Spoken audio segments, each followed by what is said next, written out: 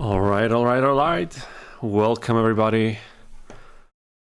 Are we live? It looks like we are. That's phenomenal. Okay. So looking pretty good. Let's see if things actually work out this time. I've had a little bit of trouble with, well, quite a few things on the technical side. Also, scheduling was a bit difficult. That's the reason for the short delay, but I think now we'll be able to start without further ado. Let's see for ourselves. Okay, where is the chat? I'm seeing it now. I'm seeing the chat. Marquise says, hello Dino. Hello to you, Marquise too. So nice to see you back in the chat, back in the stream. And I see some messages from before that I've seen once the stream was actually scheduled. Emil Buratovic says, this will be fun. And Emil, I agree. I also think this will be fun. The idea for this challenge run, I decided on it spontaneously because we were talking about a few potential ideas last time. And I just figured this would be relatively easy to set up and doable in the time of the stream. Ink Zorath, also so glad to see you in the chat. So glad you're checking out the stream. Hell yeah, it's exciting to see at least someone intrigued enough by this game to play more of it than our short attention spans as children would allow us. I appreciate the words. Thank you. Thanks for the video for after work. Of course. I'm so glad for your words. Thank you so much. I really appreciate it. And I also agree. I think more people should devote a bit more time and attention to this game because it's actually so much fun. Also, good luck in summoning Exodia for me. Guys still owes me an Obliterate. We will not be summoning Exodia in this run, sadly. So, Ink Zorath, if you should see this at any point in the future, I'm sorry to disappoint you, but today's challenge is quite specific. But in a few weeks, and I know I've been saying this for a few weeks already, in a few weeks of time, the Exodia challenge run that I already did for this game should also be close to finished. It's actually, there's not much left to edit. It's just a slow and steady grind because the video is going to be very long. But there will be a video of me attempting to beat this game only using Exodia, so definitely make sure to look forward to that. And I see a few new messages in the chat from Marquise before. Looks like I'm just on time. Hello, everyone. Hope you guys had a fine evening so far. Marquise, I also hope you have a fine evening. Yeah, I didn't see this in the live chat now because, of course, I was a bit late. I'm sorry for this. I always try to be on time, but today just things weren't working out properly throughout the day, so I had to delay everything a little bit. And Pavel26, so glad to see you back in the stream. Welcome, says, is it the lineup from this game or from the anime and manga? We'll be doing the lineup from this game. I don't even know how much Grandpa Muto does, like in the anime in terms of dueling. I know, of course, Exodia and his deck from the first anime episode. That's the one that I know, but for today we've planned the in-game lineup because his in-game lineup is quite bad. And since Tristan went pretty easily, all things considered, mainly because of the symbol to monster relationship, I thought Grandpa would be a cool addition or like a cool next step because, as you'll see in a minute, his monsters do not align with his symbol at all, which is just crazy, but hopefully going to make the challenge fun. And Powell says, one of those lineups has summoned Skull, the other one does not. I mean, yeah, that's fair, of course, but there will be a lineup where we'll see Summon Skull in action. Actually, something that I thought of to do quite soon, which is doing character-based challenges from the anime decks, and Yugi and Joey, I think, would be cool in particular to do this. But to be quite honest, even though I would have rather wanted to do something like a Joey anime challenge, I just didn't have the time this week to set this up properly, and I know if this would have taken a few hours, it would have consumed the whole stream, which I didn't necessarily like to do, so yeah. But I hope this challenge is going to be fun regardless. Michaela says hi to you too. So glad to see you in the chat, in the stream. I hope you have a nice day. Thank you so much for tuning in, and yeah, let's see how things go. Alrighty. So I think that was enough for a little interlude talk. I have not set up anything for this challenge, so there are two things to consider now. Let's just hit the campaign mode button. There are two things to consider now, and one of them is... one thing to consider, one thing to decide on. Let me just quickly move the camera a little bit here. How can I do this? Because that one border was way too big. It was kind of bothering me. But I think this way it will be okay. Thanks. How's everything? Makalala, so glad to see you in the chat, as I just said. I don't think we've seen you in the chat yet, if I'm not mistaken, although it's already been quite a few streams. Me personally, I'm doing fine. Had a busy week as was pretty standard recently, but you know, doing important things that will lead to good stuff in the future. So it's all worth. Let's do things very official and sorry, just gonna put off one of my headsets half so I don't overblow my voice as usual. Solomon Muto, okay. I hope I don't mistype his name. That would be very, very embarrassing. Is that the way you write it? I think it is, isn't it? I've never seen this. Ben Ozgane. Ozgane, I hope that's right. Sorry if I mispronounced you, but welcome to the stream. So glad to see you in the stream and also in the chat. I don't remember seeing your name, so if that's your first time watching, I really appreciate it. If you say you've never seen this, you mean the game? Or what exactly do you mean? Like, you mean the game we're playing right now? Or I'll just go with what I just did here. And of course, we will build a custom kit. And the thing now that we need to consider is, Ben says, you ever seen the original anime or read the manga? And thanks for having me. Of course, thank you so much for being here. I did watch the anime like way back when I was a child. Then I did a partial rewatch some years back. It's been quite a bit. I've also seen GX partially a few years back and 5Ds when I was a kid. That's the extent of my anime knowledge. I did see a few episodes from Season 0 as well, in Japanese, of course.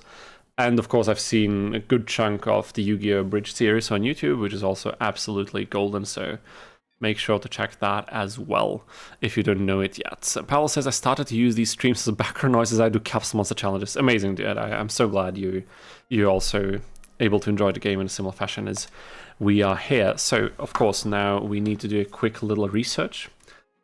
What freaking symbol type does Grandpa Muto play? So for those of you who might not be familiar with this game, what we're doing here now is Solomon Muto, Grandpa, is one of the early opponents in this game, and he plays a pretty horrible lineup of monsters.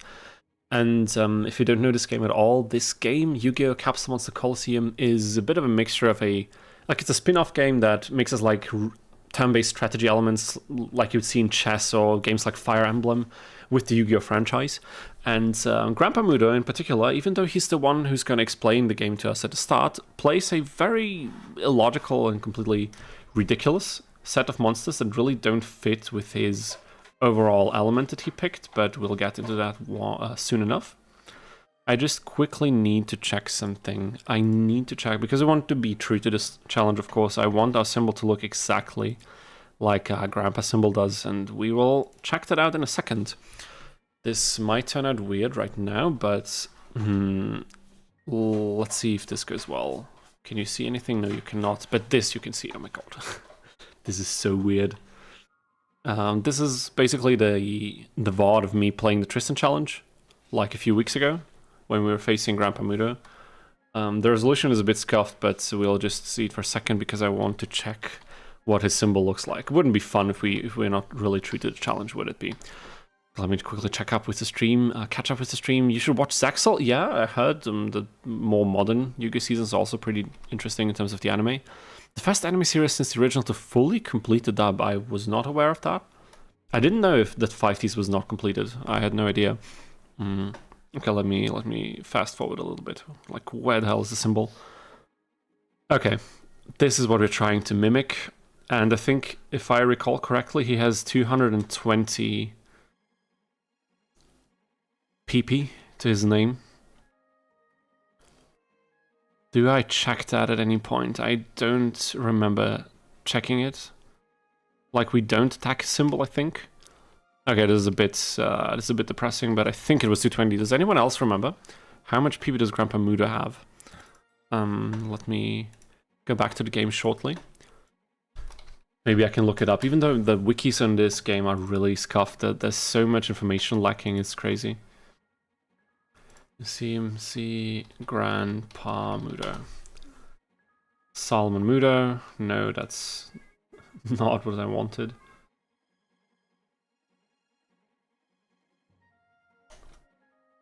Capsule Monster Coliseum. Maybe we'll find it this way. Okay, no, I still cannot find it. Or was it 180? Oh, we'll have to check this. Okay, I see a few new names in the chat. Welcome, everybody. I see Luciano Lame in the chat. Lame? Sorry if I mispronounced it, but welcome welcome to the stream. So glad to see you here, and so glad to see you in the chat. I hope you have a nice evening as well. Grandpa has decent units. You might make it. I mean, honestly, the units are not that bad, as more as none of them are Earth monsters. None of them benefit from his symbol power-ups. And also the Earth symbol power-up in and of itself only buffs defense for Earth and light monsters, so we won't get any attack boosts, and the monsters we are allowed to play from his lineup won't get any boost at all, so it's going to be a bit tricky. Yeah. So, really good entry point into the genre. I recommend playing it prior to Fire Emblem. You mean like Capsule Monster Coliseum? I didn't even know that. I have not played a single Fire Emblem game in my life. Maybe that's something we should do at some point in the stream, just to pay some respect to like strong entries in the genre that we are currently in. So, okay, guys, I have no idea how much PP Grandpa. Oh my god, how much PP Grandpa Muto has. Is this something that we really need to get down to T? I mean, honestly, it kind of is, because otherwise, it's just not. You know, it wouldn't be the real deal, I think. Also, let me make the music a tad bit louder. You guys can tell me if that's all right for you. Just gonna increase the music volume slightly. And there's Artilleria2256. Welcome back. So glad to see new names in the chat, familiar names in the chat. Amazing. Thank you for everybody for tuning in. Subdino, how's the stream going? So far so good. We had quite a big delay because of scheduling reasons, but now we want to get things going. This time I did not put in the time to set up the challenge properly before, so we will have to improvise a little bit. The week was simply too busy, but that's gonna be fine. Gonna be completely fine. What was I trying to look up? What's he doing? Looks really good. Okay, yeah, there's Majin Wamu. He does a new mod with a randomizer. I see he makes pretty quick progress recently. If you're interested, there's also a already finished mod called the Libra mod from a guy called Oak. On YouTube, you can also check out. He's also doing some new features for the mod that are in the works. So actually quite a bit going on in the Yu-Gi-Oh! Capsule Monster Coliseum scene right now. So that is all fine and amazing. Okay, I'll just open any YouTube video from people making playthroughs of this game. Shoutouts to Casual Cooper, whose gameplay clips I've sometimes just shamelessly copied for some of my videos as background footage. Even though I tagged him, of course, it's still, you know, it's definitely worth a shout out at the very least, and always tagging him in the videos, because that guy has played so many games and provided like high resolution footage. So Casual Cooper, definitely the man. And he would be even double the man if he hovers over Grandpa's symbol at any point during the duel he plays against him, although I don't really see this happening. Okay, I have a new idea. We can also check my Karibo video. We can also check the Karibo video.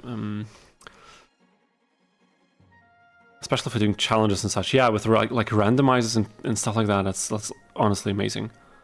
Because this could, you know, open up a lot of possibilities for us. It could be really, really good. So if you guys are interested and have not seen it yet, I did make a video of beating this game entirely using only Karibos, or at least attempting it. And yeah, don't want to spoil how the challenge went, but let me just quickly see if we... Oh my god, we didn't destroy it, but wait, I did attack his symbol once. I can show you guys here. Go to browser cam. So this is the video, and I mean, I'm going to spoil it that far. Okay, it's 180. There it is. Did you see it? I think you all did. There it is, 180. Now we have all the information that we need. Okay, there we go. Looking forward to a playable open version of this mod. Yeah, it could be amazing. Like, I don't want anyone to rush things. They should take the time that they've developed this as much as they need, so that it's functional and has as many features as possible, of course, but still going to be amazing once we have a release for this. Cooper's really fun. Loved his Duels of the Roses. He had multiple people play through it and battle each other afterwards. I didn't know that. That actually sounds like a lot of fun. I know he has also some unique video ideas he does for these things, so definitely great YouTuber, great content creator, so worth checking out. Yeah, I mean, Grandpa has a small PP, probably shrunk over the years, and also quite wrinkly and dry. Oh my god! But it's okay. He's seen a lot in his time. He doesn't need a big PP anymore at this point in his life. It's okay. So, yeah. Now let me think. We can buy, and then this is the point where this challenge setup really becomes interesting, because it begs the question, do we use a different save file or a different lineup to first acquire all pieces that Grandpa has? Or could we... Hey, Devin Buns, say welcome back to the stream. So nice to see you in the chat. Amazing. You're nuts, dude. Grandpa's deck is terrible. Yeah, as I tried to explain to some of the other folks in here, Grandpa's deck, even though it doesn't appear that horrible, especially because of the symbol combination, is ridiculous. And also the attack ranges are, like, the wood monsters are complete garbage. So now it begs the question, do we play this with 2 Petite Moths and 1 Karibo? And a very weak Earth symbol against Joey, who can one-shot our Petite Moths? Or do we try to acquire Grandpa's monsters first by using like a New Game Plus kind of thing? Maybe we will do, because I don't see us beating Joey with 2 Moths and 1 Karibo. That's just, I don't think that's plausible. But still, we will do exactly this here. Also, of course, for those of you who might be new to this, we're playing this game at double speed because it runs slow as hell. Always play it on an emulator. Increase the resolution to your screen size. Increase the resolution in general because it looks way better, as you can see, hopefully here in the stream. And for the love of everything that's totally just set the speed at least twice. It makes the game so much more enjoyable. Promise you. Devin says, I'm great, hope all is well with you. Yes, it is. Still quite busy. The busy season is not over yet, but things are coming together nicely, so I don't really have anything to complain about. So it's all good. Oh, you were talking to Marquise. Oh my god, that's embarrassing. But yeah, I didn't read all the messages. Oh my god. Could go right into a fail compilation. Which monsters are we going to purchase? Like, we need a Karibo. If I'm not mistaken, Grandpa has 1 Karibo. He has 2 Petite Moths. He has the right arm of Exodia, which we can only obtain from Grandpa, which we'll do with a different save. And he has the Beetle, Cockroach Knight, Beetle Knight, what was it? One of them, I don't know, either one. So we will grab these 2, we will grab 1 copy of Karibo, and the rest will be monsters that we can afford. So we will get 2 Happy Lovers, we need 10 monsters for this. We will take Psychic Kappa, of course. We will take the right leg, even though we are not going to use it. And down here, we don't really have many cheap contenders. Okay, let's take a look. We can get Haniwa. And yeah, at this point, let's just grab whatever we can, and we are going off. So, I think because beating Joe with these 3 monsters is incredibly unrealistic, I think we're best advised to immediately go the route of taking another save file, and this is something I should have prepared, but I just couldn't find the time to beat the first 5 opponents very quickly, and grab the 2 pieces from Grandpa, then we have to trade them over, and then we can properly start this challenge. Now that I'm saying this out loud, it actually sounds like it will take quite a lot of time, but maybe we can circumvent this somehow. It's just that I don't remember taking the right arm of Exodia or his knight and not leveling them up in any of these save files, but I have no idea. Honestly, I don't think. Maybe we can check one of the other save files, but yeah. So what does Grandpa even use? That's such a great question, and for all of you, if I should like miss any of your messages in the chat and you think it's something that I should definitely read, then of course feel free to spam them again in the chat. I will eventually read them, so all is good. It's just that my mind is jumping between topics so quickly that it's really not that easy for me to follow along, but I will of course do my best. We will so return to the title screen now, and damn it. I wish I had done this prior, but now you guys will just have to endure the process of getting the other 2 monsters. We could have also gotten a save file like where all the monsters are like cheated onto, but I don't know if that is much quicker than just trying to get them on our own. I only remember Cockroach Knight and 1 piece of Exodia. Yeah, right arm of Exodia, Cockroach Knight, 2 Petite Moths, and 1 Karibo. That's his lineup, if I'm not mistaken. How about we load up this save file?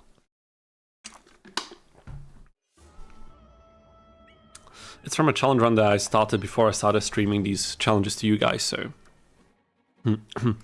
Ben says, I've seen the original anime and read the manga lots, especially the anime. I've played Forbidden Memories, yeah, also great. We might play a little bit of Forbidden Memories later, but it all depends on how this challenge goes.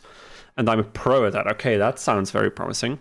I actually started a probably a bit untypical Forbidden Memories challenge run, so you might be interested in looking to that later. Despite the ridiculous difficulty, yeah, but I think Forbidden Memories has a lot of unique qualities, especially considering the time when it was released, in terms of the Japanese releases before it and after. I think it's a very interesting entry in the when you look at the entire catalog of Yu-Gi-Oh! Video games. So definitely something worth checking out. Yeah, I'm fine. You're about to have 2 PUGMs. I mean, if we get far enough, that's the problem. And they Karibo. I mean, we can use Karibo's ability, so I think this will be decent. We did not pick up... No, we didn't. Oh my god. Okay, guys, we'll just have to grind it out now. In that case, which of the save files should we use to beat up Grandpa? Which one do you want to see? We have...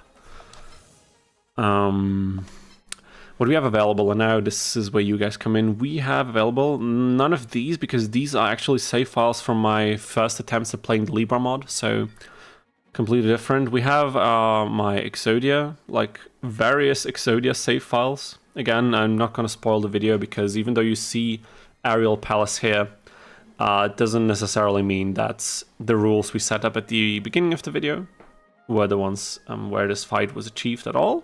Maybe they were, so I'm not going to spoil any of this, but we have multiple save files for that. We have the Tristan run that we beat, we have the Gate Guardian run, so we need something to quickly decimate the first 5 opponents. Which one would you pick? I'm taking recommendations now for the next, let's say, minute or 2, and then we are just going to grind it out. I'm on a way to having 11 Megamorphs. That's amazing. That is so amazing, because I just know the pain. Attacking Pegasus can be a pain, depending on the cards you have available. Okay, Marquis says Tristan. I mean, could be cool. We have the Moss. They have lots of range. Would be probably the quickest kill and from all of these save files. Any objections? Any, like, alternate proposals? Because otherwise we might just go for Tristan and, you know, finish this challenge off. Like get this challenge going very quickly. I'm sorry, I'm already a bit tired, but it's gonna be fine. The Great Moss will do quick work of these charms. Exactly. Let's check. Okay, if there's no other other proposals, we are so picking Tristan. Last chance for any alternatives. The initial idea I had was I wanted to start another challenge that didn't require this much prep time, and in doing that challenge, grab the 2 pieces we would need for Grandpa, but again, I just didn't have the time to think all of this through, properly plan it, and then go for it, and also record the necessary footage, so... Okay, at this point, we are going for Tristan. Yeah, Solomon we're not going to be able to do, because we need the other 2 monsters. The 3 monsters we have available, and let me move this again, because... Damn it. Doesn't look good.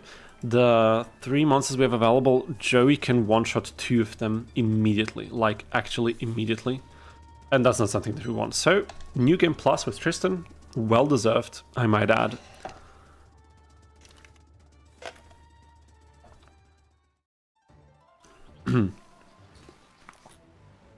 Also, if there's any sound issues that might pop up, also make sure to mention that in the chat.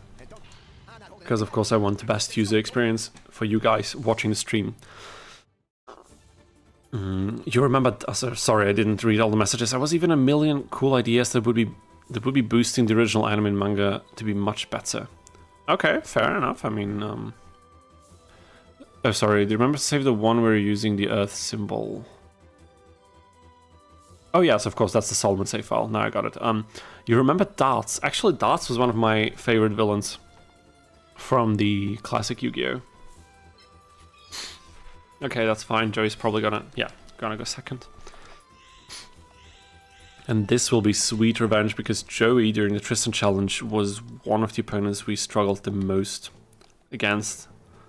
Oh my god, and we can't even use the moths. Are you kidding me? And these are probably not even going to be enough to... Oh my god. This is so dumb. Oh my god. I mean, of course, we don't have to use these monsters exclusively. We'll just use whatever we have available to... Okay, we have way better monsters for this. We are wood symbol. Do we have any other wood? Oh, yeah, of course, we can use something like this.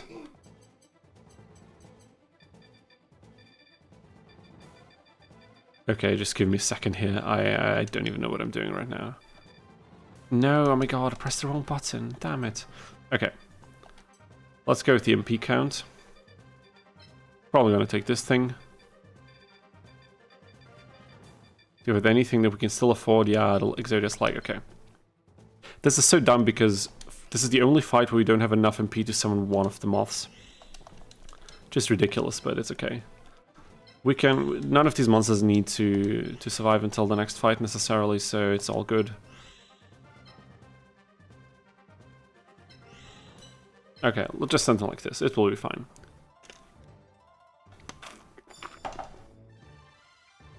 Yeah, that is the Orichalcus dude, and I don't know, back when I was a kid, watching that season for the first time was just so cool. I love the concept of Orichalcus, I love the way that the thing looked. I love Darts and his, like, minions, the design, everything. I know, looking back now at the whole plot, there was some sketchy things about it. Some weird things. You just notice a little bit that, at least that's how I remember it, that it's filler. But for filler, you know, it's pretty good, I think. Level 9s should one-shot Joey. I don't know, we'll see about that. We only have 197 attack. How much defense did... Okay, they don't have enough. Yeah, you're right. This should actually do a one-shot. Yeah, the Scorpion can be one-shot. The Lizard here, which I'm not going to mispronounce again, can also be one-shot. So this is... Sending in only those two would be problematic for sure. Okay. Let's like remove this, because even though it's very helpful, like this, the grid here, it's so ugly to look at. I'm constantly battling myself whether I should keep it on or not, and usually I always go back to not keeping it on. Because the maps actually look nice, in my opinion. They're pretty well designed, some of them are really beautiful, and the first one is even one of them, I think. My humble opinion. Okay, let me just quickly check what we're gonna do once he moves in. We will be able to dish out 2 attacks, but at what cost? Don't know yet. That arc should have been in the manga too. That arc was like, yeah, it was cool. It was undoubtedly cool. Was Exodia defeating Zorg for good rather than the creative light fusion? I can definitely see that. The like Solomon, or like what was he called?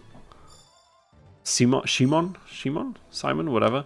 In ancient Egypt was so cool summoning Exodia, battling against Zorg, but I guess plot-wise they just had to have the main character do something that culminates all of the prior seasons of revolving around ancient Egypt and the god cards and everything. And Exodia, you know, even though it was our trusted companion from episode 1 onwards, it was just wouldn't have been the same, you know. I think the way it was probably still decent. Okay.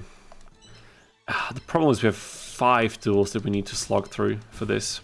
So I'll try to make it short and concise. But that's not something we can do.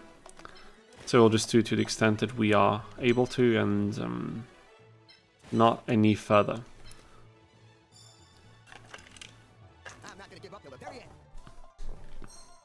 Sometimes I was thinking of... Sorry, if Darts brainwashed Joey's sister Serenity, and she defeated him, giving his soul to Darts. Okay, that could have been that could have been an just interesting plot point. Jesus, I'm not able to talk today. What the hell? I mean, I am rarely ever able to talk extremely fluently during these streams, so it's not really something new, I guess. Okay, this could be huge, and this is so huge. Okay, we need more of these. Then we'll be fine. Okay, but no, this is not good. This is actually horrible. That was so stupid what I just did. I mean, we can sacrifice some monsters. It's gonna be alright, but not being able to attack now definitely hurts us a lot. Okay, this is so dumb. Okay, Ben says, I've got to go to the gym, but I'll be back in just over an hour. I mean, we are very likely still going to be here, so if you're interested, feel free to check back to us and join us in the stream. Glad you're around and hope to see you again soon. So until later.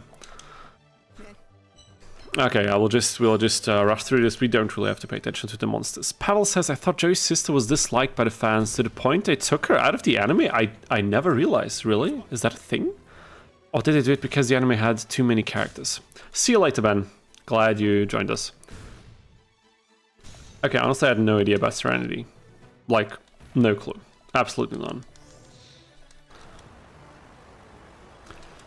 Okay, Serenity disliked? Never heard that, but also, frankly, I never really like delved into researching what fans were saying about... Okay, we won.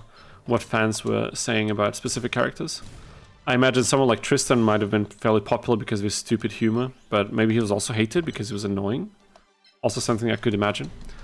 But yeah, anyway, opponent 1 is down, and we're still in the prep for this challenge. But I think now, once we get the hands on our moth, it will be better. Let me just quickly... Just very quickly go into the emulation settings. And I will actually adjust the speed of the game to 3 times the speed, just to see how it runs. Because we need to do this a bit fast. I don't want to spend the half of the stream just setting up this challenge. Especially since it's just because I was not able to find enough time during the week. Would be kind of shitty, wouldn't it? I'll save this as a separate save slot, so we still have the untarnished, freshly beaten game of the Tristan challenge. Speak of the devil. There he is, look at him. Look at the arrogance in his face, because now he's seen how powerful his deck actually is. But will he put up a good fight because of that? No, he will not. Ho ho ho, Emil Buratovic, thank you so much for joining us. So glad to see your name again in the chat and in the stream. Appreciate it, appreciate the continued support. How are you doing? You having a nice evening? Because I definitely am, and I think a few people in the chat also having a nice evening, so I think today is going to be particularly fun. Okay, we're going for one moth, right? I mean, that's probably the call. Let's just go for it.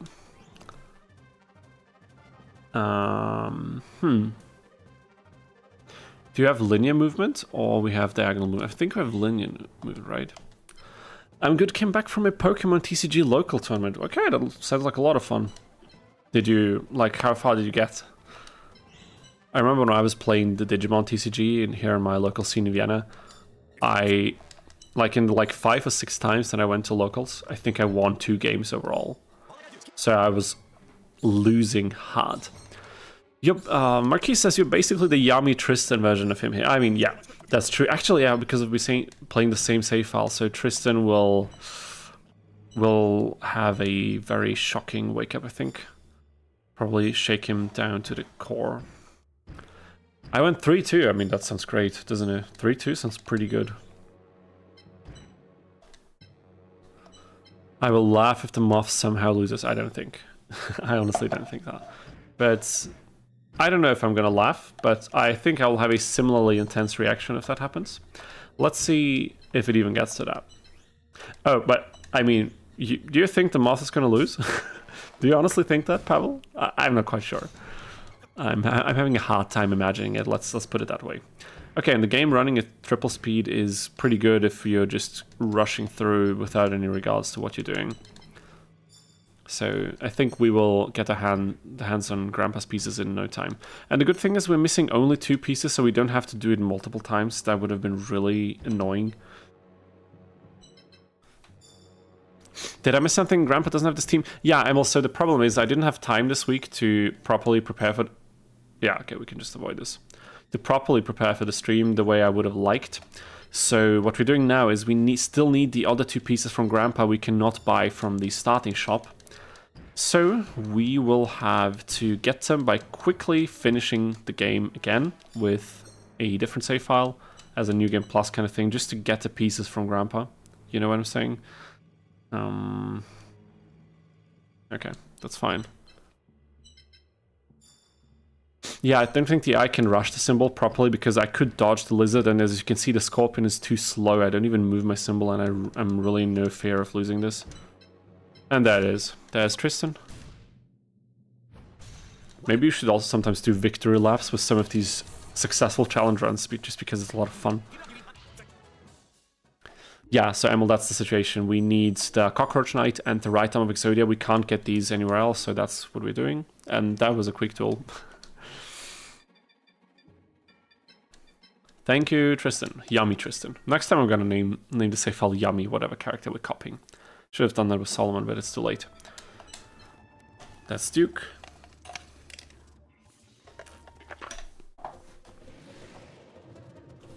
I always forget how cool the intro for this stage looks, the way it's hovering in space. I mean, when you look closely, of course, it's just a picture that's slightly moving. But it was so believable as a kid. Attack first. And triple speed is good. Triple speed is pretty good. I think the music is a little bit too annoying, but I think we'll make do for these few fights. And then we can put it back on double speed, because that's way more pleasant to listen to. And I think double speed is also okay when we're playing... like we're doing more of a casual playthrough. I think honestly, we'll place the moth on the side somewhere. Let's make a quick save state, just in case. Okay, let's see. What's the matter? But honestly, it's so satisfying seeing this game run so quickly. And also, something that I fixed from all the streams we had prior, where I for weeks could not figure out why the config file for my emulator was always resetting, and I had to change all the settings again, you know, from the BIOS folder, from like the graphics settings, the mapping for the controller I'm using. I had to reset all of that all the time, constantly, every time we would stream, because I was having the emulator on an external drive that was like read-only or something for some reason, and I thought it was on one of my internal drives, but it was not. So I finally copied it over to one of my SSD drives that's located on my computer. And it's running smooth as hell. We did not have a single frame stutter. I increased the resolution even. I think it's running at 4K resolution now, which is 6 times the original resolution. And it's doing pretty fine. I mean, my monitor won't really display that properly, but... And I don't know if any of you notice any difference, because of course, for a PS2 game, you probably don't, but that was Tristan. Sorry, that was Duke. What the fuck? That was quick.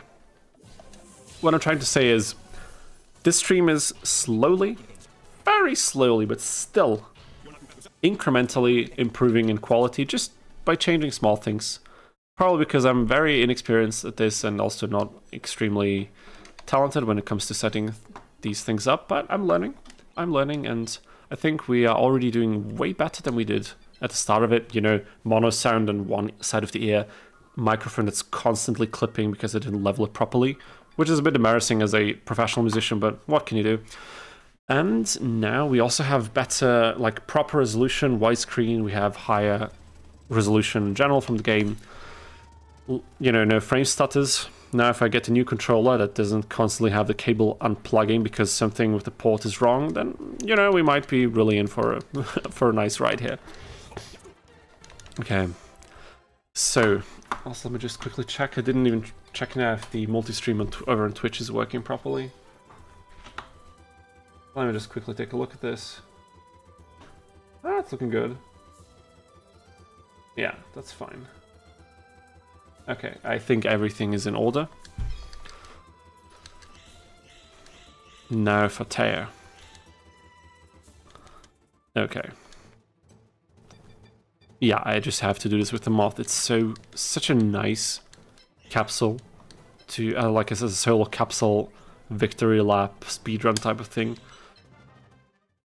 We can one-shot everything because even Joey's fire monsters, even though we didn't have the moth available, were too weak to withstand any high-level monster that was not wood.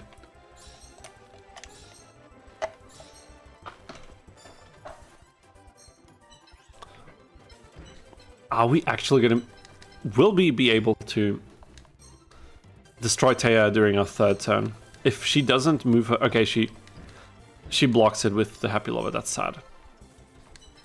Because we could have gotten it, but she was too smart about this. So we will take a couple turns more, I figure.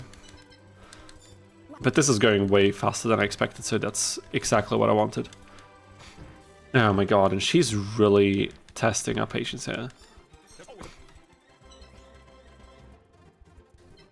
I mean, if that's how we're gonna do it, it's okay. It's just gonna take probably a minute or two longer. Just gonna get rid of the happy lovers because it's blocking the path, and also this thing could get dangerously close to our symbol fairly quickly because of the mobility, but... Ah, my god. We still can't attack it. Oh my gosh. Taya, what are you doing?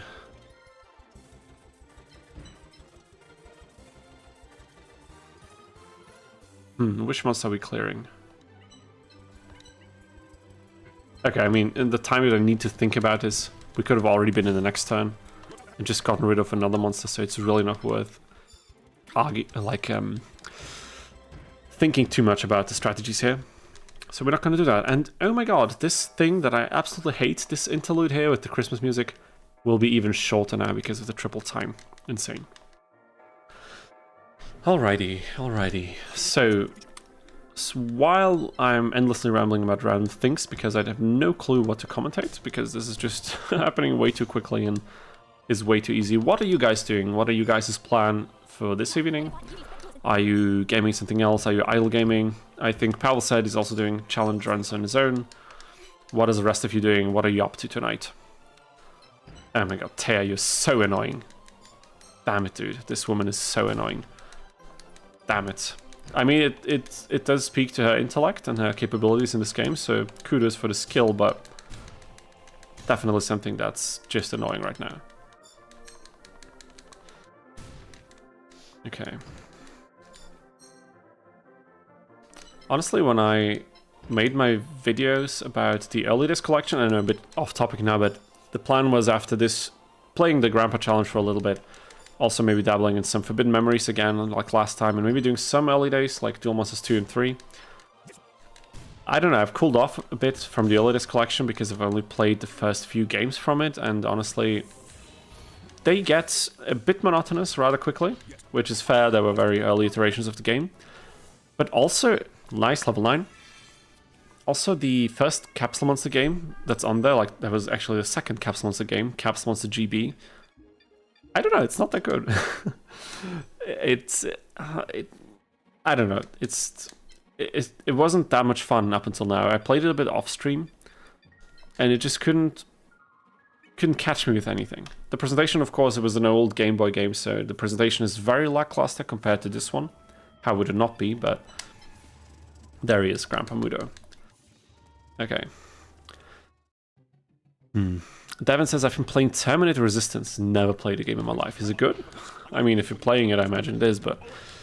Is the Terminator Resistance the one released a couple of years ago, or the PS2 one from 2006-ish? I mean, that's very close to this game in terms of release time.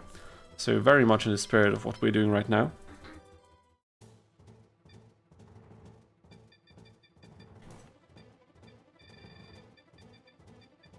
Where's the moth? There's the moth. And we can even summon another monster if we really wanted. Do we, though? Do we really? Don't have enough points for this. Let's go with the Kariba, like, why not? Although that really wasn't necessary. Alrighty, and this is the final preparation fight we need to go for. So, overall, like, all things considered, we were still pretty quick, I think. It's the one that released a couple of years ago, and yes, it's a fun FPS. I have no idea. Like, I haven't played any Terminator game in my life. I remember one cash grab browser game that I think was Terminator themed. Like, had probably just the IP slapped onto it, like 15 years ago or something. And I remember briefly playing that because I was like into checking out all free browser games and MMOs back in the day, you know. So that's the only experience I have with the Terminator IP in terms of video games. The Fat Challenge was going great, but last duel I somehow lost 4 monsters. Oh, that doesn't sound... That sounds depressing. That sounds depressing. I'm sorry to hear that, but I'm sure you will be able to bounce back from that. Okay, let us think quickly. We need the right arm, and we need Cockroach Knight. So we need to destroy these two before we finish. Very important. Marquis says he made some of my homemade postcards and note cards for selling TCG. Oh, that's amazing. I remember you telling something about this, like selling or trading TCG cards, right? They're made from old unwanted Yu-Gi-Oh! Digimon cards. I've seen this a lot. When I ordered some Digimon cards back in the day last year, I got quite a lot of cards that were packed with other cheap cards from other games. That was quite funny to see because I didn't know, prior to this I had no idea that was a thing. Fire Reapers one-shot enemy? Yeah. High-level fire monsters are still glass cannons, so you really need to be careful about that.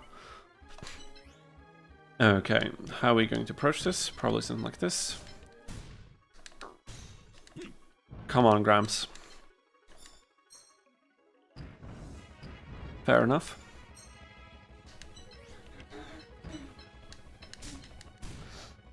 There he goes.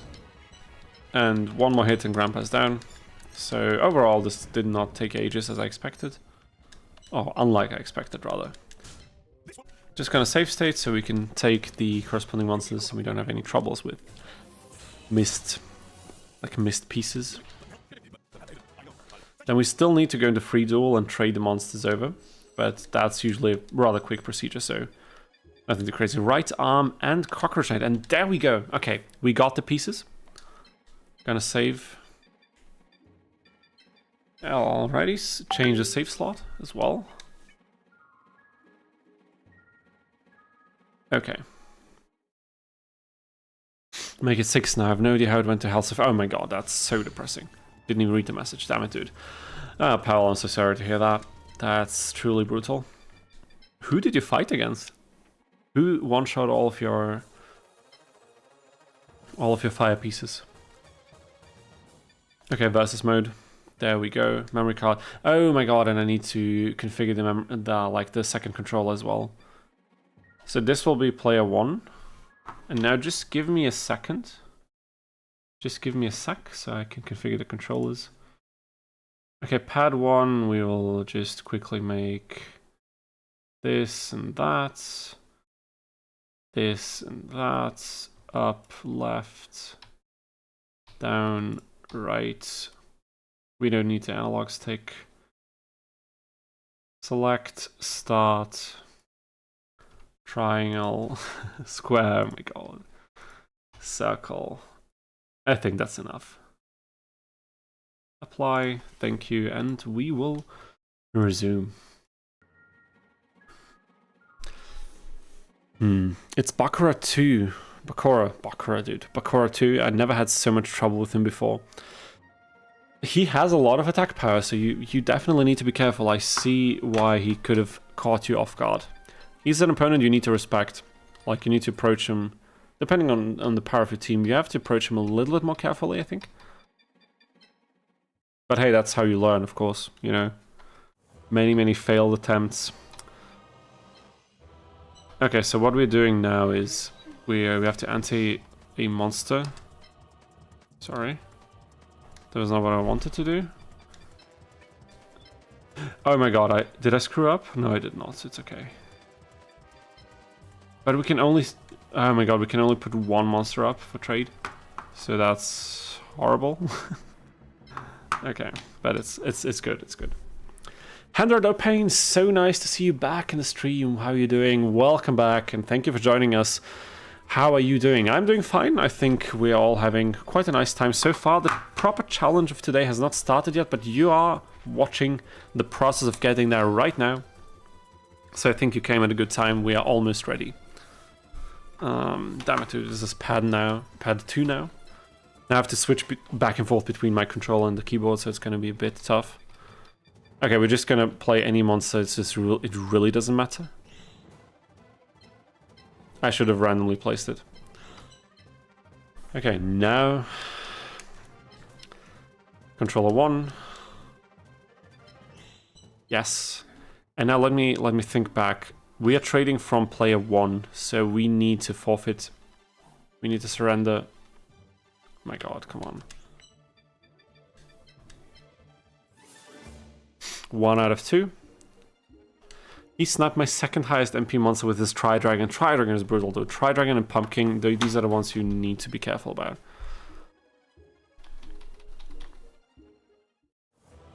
Okay, one more time.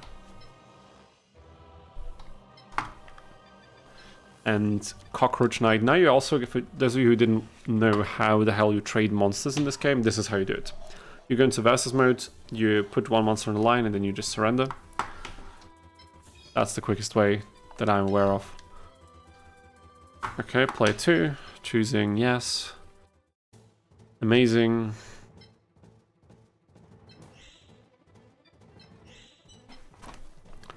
Alrighty, you get to keep multiple of the same piece in your inventory. Wait, sorry. I'm on my lunch break at work, tired, but such is the life of a healthcare worker. Okay, I can see that. You probably work very unusual and unregular hours, right? That's what I can imagine, at least. Like, in Austria, the military service is still mandatory, but you can do a, like, civilian service that's a bit longer instead, where you can work at different facilities in the healthcare system and stuff like that. And I did mine in a home, like an elderly home that takes care of elderly people and also people with disabilities. And I've seen some people there work very odd hours and really be tired all the time because of the irregular working times. So if that's anywhere close to what you're doing, I can imagine it can be rough at times. Okay, surrender. And we are through. There it is, Cockroach Knight, thank you so much. Now we just need to save this, save state slot 5. We are saving... Oh my god, that was not what I wanted, but is it now in our unit? Yes it is, that's amazing. Save data. Alrighty, and with that, we are officially ready to start Grandpa's challenge in Yu-Gi-Oh! CMC Capsule Monster Coliseum. Ladies and gentlemen, we did it. We've finally done it. Now we can abandon the game. Which is also how we can duplicate, of course, because now I saved the save file for player 2, who got the monsters, but I didn't save the save file for player 1, so technically we just duped the monsters right now. But I think it's okay for a game that was played basically offline exclusively. I think that's more than fair. Okay, and now this challenge is starting for real. Just gonna quickly check that we still have the unit that we need. We have 2 Petite Mouse, 1 Karibo, we have the right arm of the Forbidden One, and we have Cockroach Knight. Wish me luck, as we are officially getting into things here. Duel number 1 Joey, and at this point, let me also quickly do this.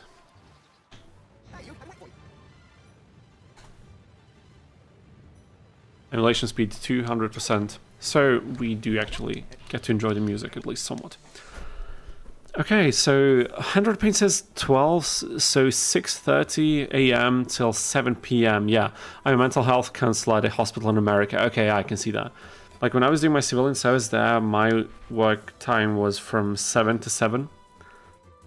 But of course, I didn't really do much important work. I was like making breakfast for the people living there.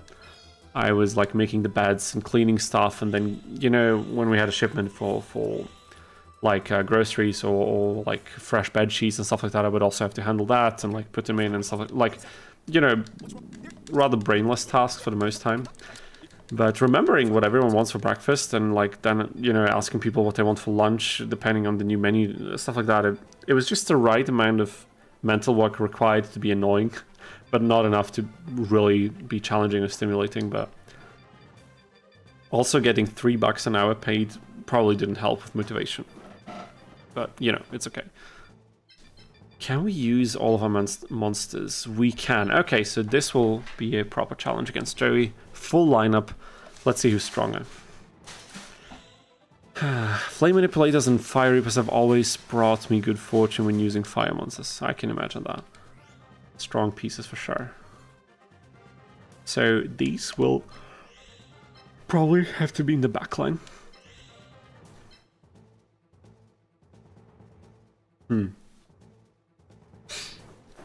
Maybe Karibo here? And the right arm of the Forbidden One.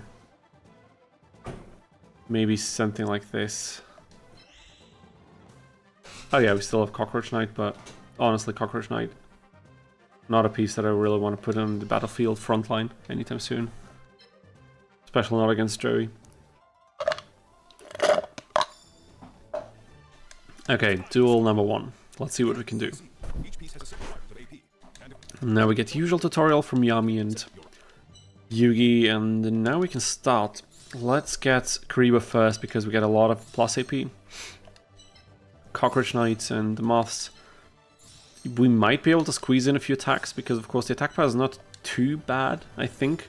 But a Petite Moth, I believe, would take 3 hits at this stage of the game to destroy 1 Fire Reaper, while they require only 1 single hit, making the fight completely impossible. I tried beating this encounter with the 3 starting shop Petite Moths once, and it was so hopeless, I lost my mind. I almost lost my mind trying that. Okay.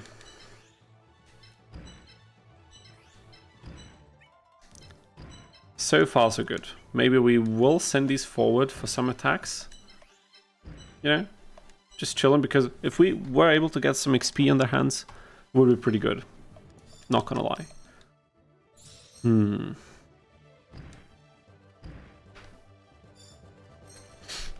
Alrighty. So in a matter of 2 turns, we would probably be able to attack this thing. And now it's a bit of a question how I want to move Karibo.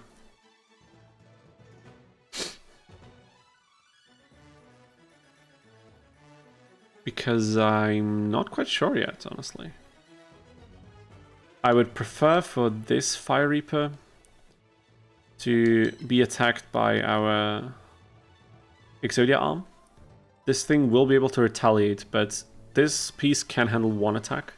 So we could then move in with a Petite Moth maybe, and then go for the Destroying Blow.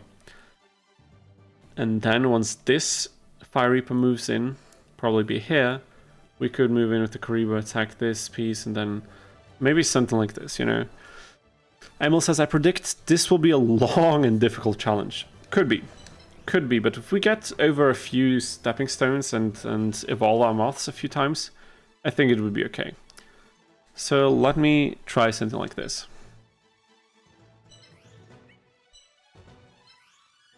How about we keep Karibo in the backline still, and if we move the moths around a little bit, so we're a bit more... Okay. We have a bit more like flexibility in terms of what we do. I think our symbol could tank 1 hit, so we might need to use that as a sponge. It's so cool that Joey's a little bit more difficult as a starting opponent in this game, because it really tests the capabilities of the challenge run that we're attempting. Without wood symbol power-up, moss will always be very squishy. I mean, that is true. That is certainly true, but if we get him to great moth level at least, you know, the game on a casual level is still fairly easy, and we have 5 monsters on our hands. Does a cockroach learn any skills? Probably, but it's probably bad. Like, if we're brutally honest, it's probably not worth our time in any shape or form. Okay, so Tristan is changing. Like, he's not behaving the way that I would have liked him to, but something that could have been predicted, I guess. Yeah, I'm not particularly fond of how this is going yet. Okay, but let's get our pieces as close as we can without risking anything. I mean, we could put our moth up there as well.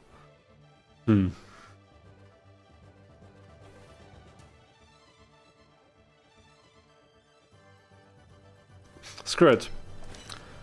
Karibo's skill will be of high importance. That is completely true. Maybe it learns hop. What do you mean hop? Is that a joke, or does it refer to an actual ability? Like, what the hell? I'll just put it there.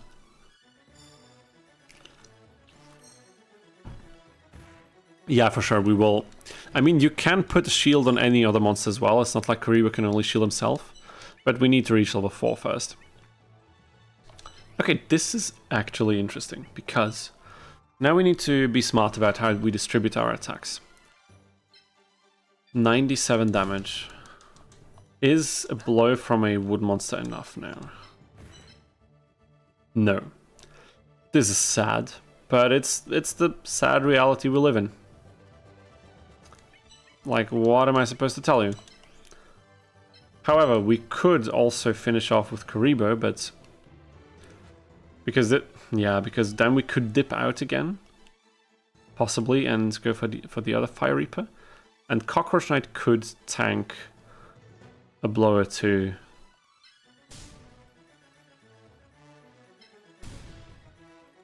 Because you might want to let one of the moths die here. I really don't want that, I think, because I'd like to get them as much XP as we humanly can. But in order to do this... Wood is broken only with wood symbol. That's what makes this challenge so nasty. 3 wood monsters, no wood symbol. He might attack into Cockroach Knight when I do this, so this might have been a mistake. But I want to see... Yeah, okay.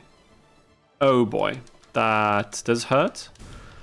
But I think overall can be good for us. And also Cockroach Knight, I really don't care if it levels up to any significant amount. Because we don't have any evolutions that make it significantly stronger. Unlike the moths. So the moths need to be saved just for the dual finish XP at the very least. They don't need to have attacks or finishing blows necessarily, but surviving means making progress in this game, so... Okay, Karibo moves to this spot, unattackable by both Reapers, dishing out a blow. This thing can dish out a blow, still unattackable. So honestly, if things are going this way, I think we can still very much outplay Joey. I know when I was a kid playing this game, even like very casually, I was always trying to win this fight without losing a single piece, and I was always so proud. And there is the cheap viewers on Stream Boo ad. Every single stream, guys. Did we have a single stream where we didn't have any spam messages? Oh my god. So annoying. I don't even know if it's worth restreaming anymore on Twitch, honestly. We have one of our people here, Aku, I think, that was just the YouTube name, who found our channel through Twitch, who said he was always browsing Twitch to see if anyone was streaming this game, which I find hilarious and also extremely nice.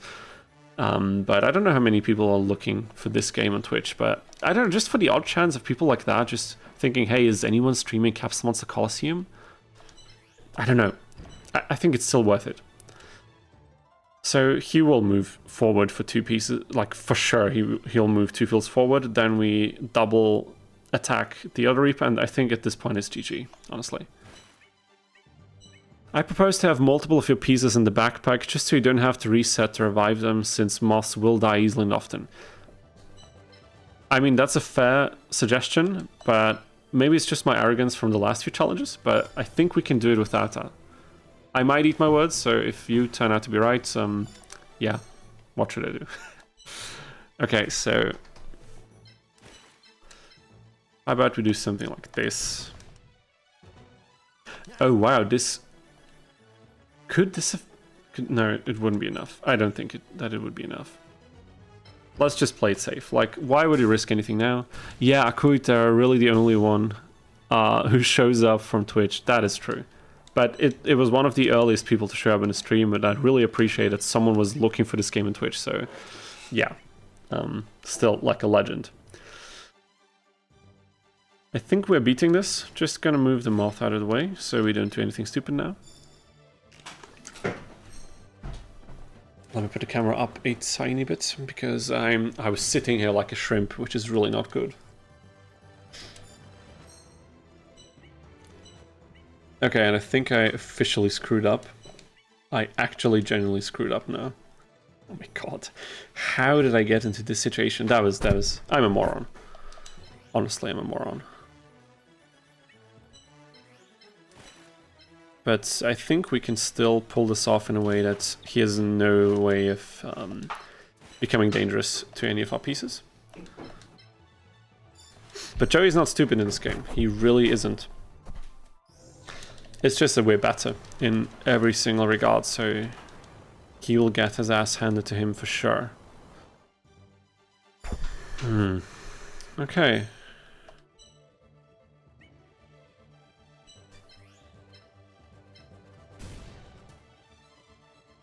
He cannot one-shot Exodia. He cannot... We need to move the Karibo out of the way. He cannot attack any of the other monsters. So I think it's GG. It is GG. Joey, respectable first opponent, really teaching you the ways of this game, because you learn a lot with the field effect, with the high attack monsters from the opponent, probably having your monsters destroyed in the first duel, also teaching you the mechanics of how the recovery works, but he stood no chance. Grandpa is simply too experienced. He's just a well-seasoned duelist. You know, any game he touches, he will always be top tier immediately. So we did it. 1 down, 24 more to go. Okay. But hey, right arm, level up.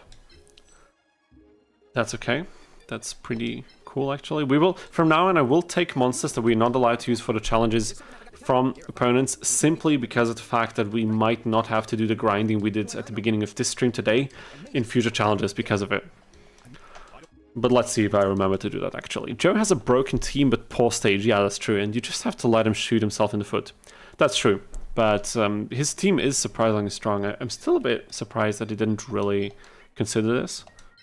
But I'm also kind of glad, because it makes things a little bit more spicy at the start of the game. Even did the last hit with Exodia. Yeah, true. We're gonna show those whippersnappers what's up. Oh my god, you're so right. You're so right, Marquise. Okay, I noticed that I'm talking way more than usual, or maybe I was talking a bit louder in the beginning, but I'm getting really freaking sore already.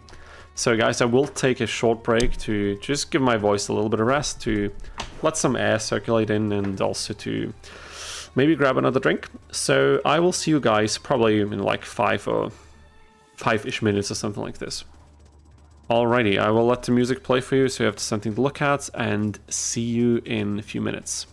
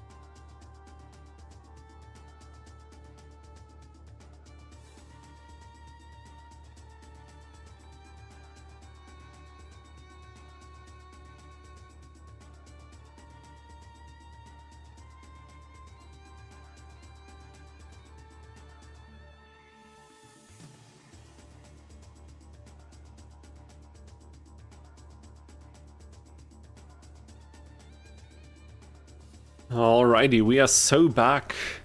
Thank you for waiting and being patient. Now we can go on with the Grandpa Challenge in Yu-Gi-Oh! Capsule Monster Coliseum. So let me just quickly catch up with the messages in the chat. Wait a minute. We're posting for break, blah blah. Yeah, man, it's annoying, but sometimes you gotta eat those monster losses if you want to progress. Yeah, for sure. I agree. That is the truth. If it's not against the rules of your challenge, then why does it matter? You just need to kind of withhold for one fight and then they're back in action again, so it could be worse, I think. Dark and Thunder is a hard one to fight. Yeah, the attack power is certainly also problematic. Once I knew that I will lose couple, I moved the ones that I want to save back a little and push forward with the ones I don't care as much. I mean, that could be a good strategy. I think it all depends on the situation, right? Never done challenges before. The only way I've ever beaten him is by overwhelming him with light monsters and pulling up earth monsters from the rear when his thunder starts stepping up. Maybe just some, please. Yeah, I think this is the initial idea for this game was also to really emphasize these attribute relationships and elements, advantages, disadvantages. I don't know if they really did a good job at this, because if you play your own element and you do it properly, you can still be so powerful that I feel like often it doesn't matter.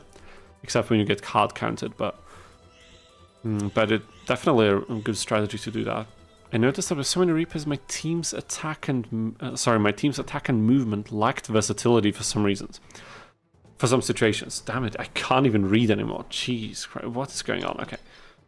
2 moths. Are those the 2 we started with? Yes. And our Karibo. And where's our trusted Cockroach Knight? There he is. Amazing. Okay. Powell says, thankfully or sadly, feels like this game is missing good high-end Thunder monsters. I mean, true. One of the best ones is a victory reward after you beat the game, which I still think is a bit silly, but, you know, it's whatever. And Marquis says, I can imagine that's kind of the fault of the old TCGs. Can't think of many strong Thunder monsters in the OG material. I mean, hey, you're raising a good point. I also couldn't. Not at all now that I'm thinking about it, so maybe that was the reason? Who knows? Okay, Petite Moss, more to the wood side of things, and oh wait, we need to be careful with Karibo because we don't want him to align with the lizards.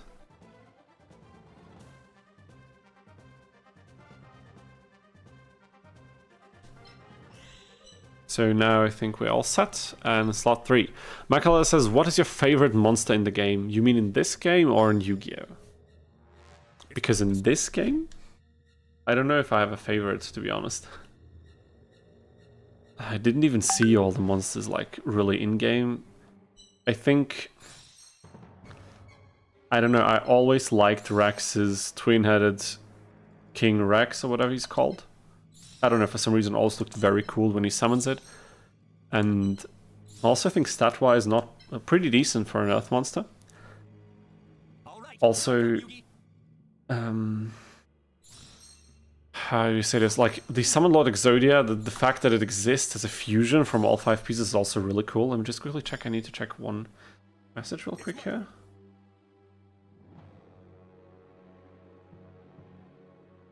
Just give me 1 second.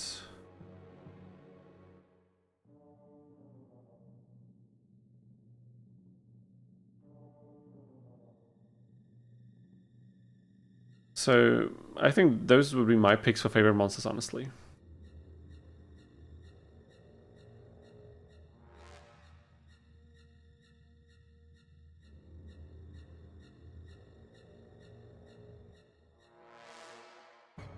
Okay, sorry for that. Just taking a minute to reply some messages. In Yu-Gi-Oh! For me is M-War number 1. That's an interesting choice. Reason for that was my first ever tournament. Okay. They opened packs and each person got to pick a random card to take home as a gift. I got to worry. Okay, that's a great reason to pick a card like that, honestly. That's truly a great reason. That's a lovely story. I don't know, that's a good story for having favorite monsters. Oh yeah, if you asked in Yu-Gi-Oh! In general... you asked in this game, but for Yu-Gi-Oh! In general, to also answer that, I have no idea. That was a great answer. No, but... Monsters I really like. Damn it, there's so many like in the card game. I have to think about it a little bit more thoroughly. For me is King Tiger Wangu. Okay, in both games. I love them. I mean, it looks really cool. I have to give you that. I always liked the visuals of that card. Is this already the wood field? I think it is, yes.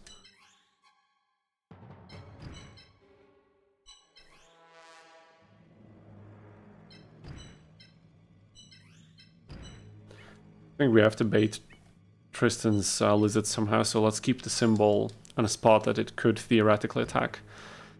Okay, let me see the other replies here. I guess usage-wise it was Magician of Black Chaos and CMC, but look what... Okay, Magician... I don't know if I've ever used Magician of Black Chaos, honestly, but could be actually very relevant for a future challenge.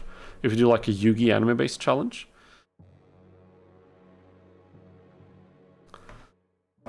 But...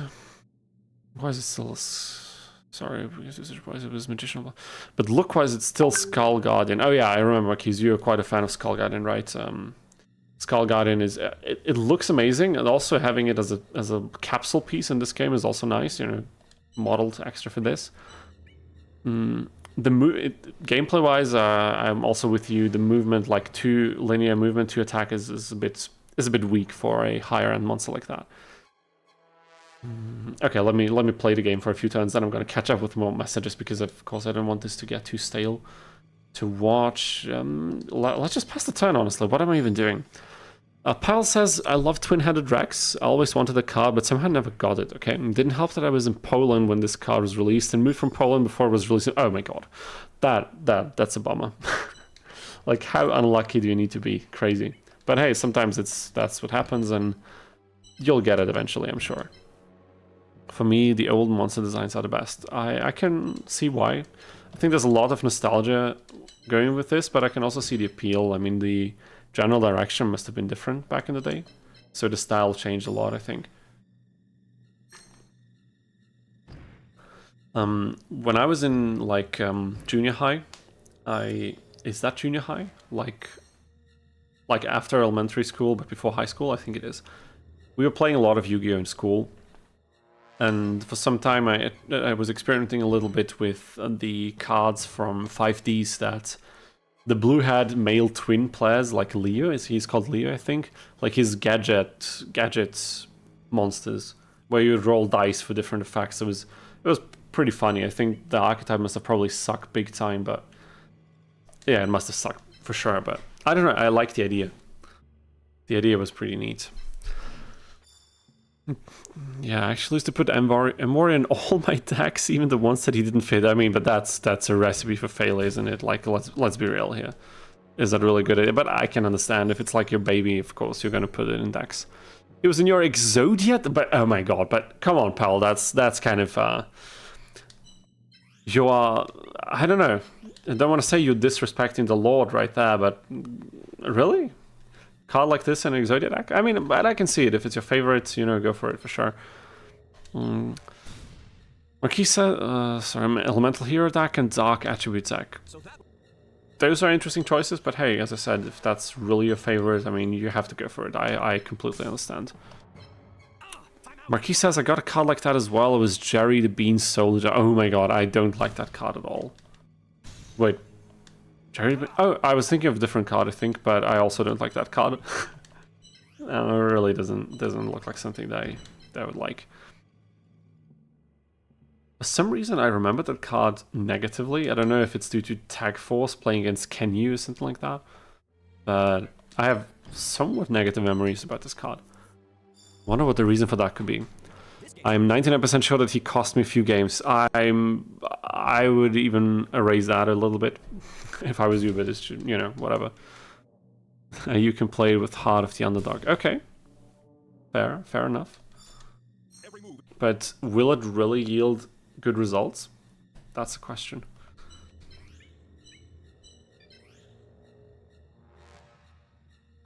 Will this be enough for a finishing blow? Maybe. Yeah, I think it will. Nice. Okay, this is nice. Martha's getting some work done. And I didn't know you can stab. Oh my god, you can stab on these two corners. How cool is that? That's actually cool. They should have made maybe if this game had ever gotten a sequel, which would have never happened to begin with. Let's be clear about that. But if it had gotten some, maybe they could have played around a bit more with like heights and stuff like that. You know, maybe like some high ground stuff for wind monsters. I don't know, some bullshit. Maybe it would have been a bad idea, but there's a lot of things they could have experimented even more with this game that would have maybe led to extreme unbalance in a lot of situations, but it could have been a lot of fun also. So I really don't know. I mean, if you take like 30 normal monsters in your deck and draw the card, it works. Okay, fair enough, okay. That's fair. One deck I wish I could use was the Pika Spray Exodia deck. It looks like it would end friendships. What's the Pika Spray Exodia deck? Does this refer to the Pika Spray, the YouTuber? Or is that a term that means something else? I'm just not familiar with it.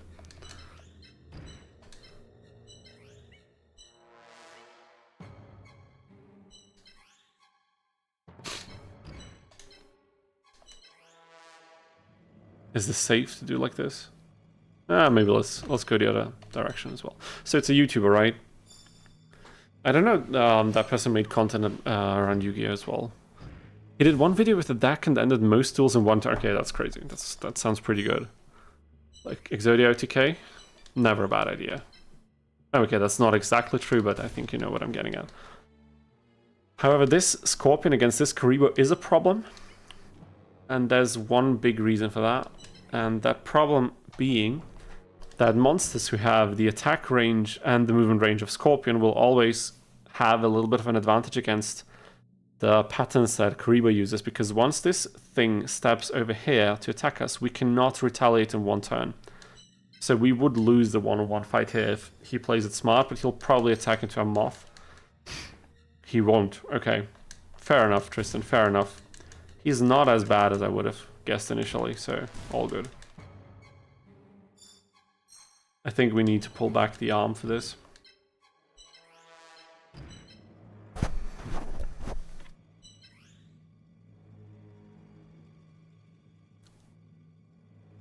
But this is interesting.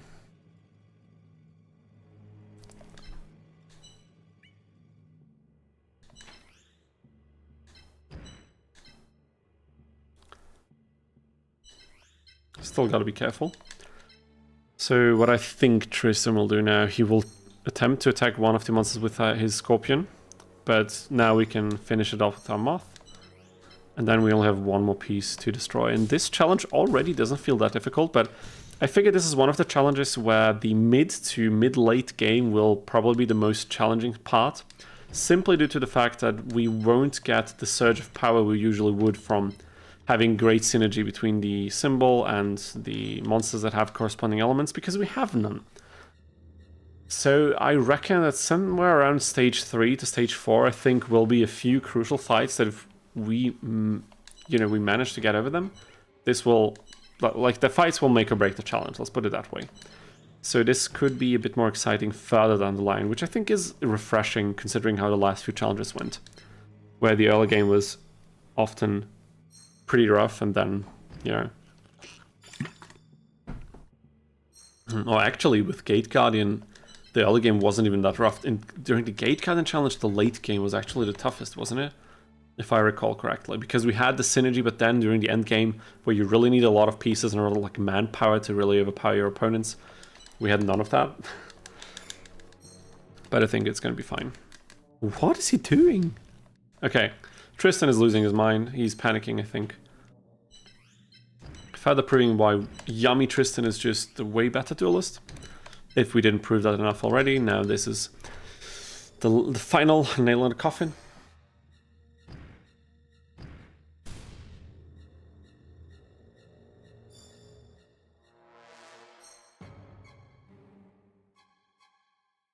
Just a second, guys, just a second.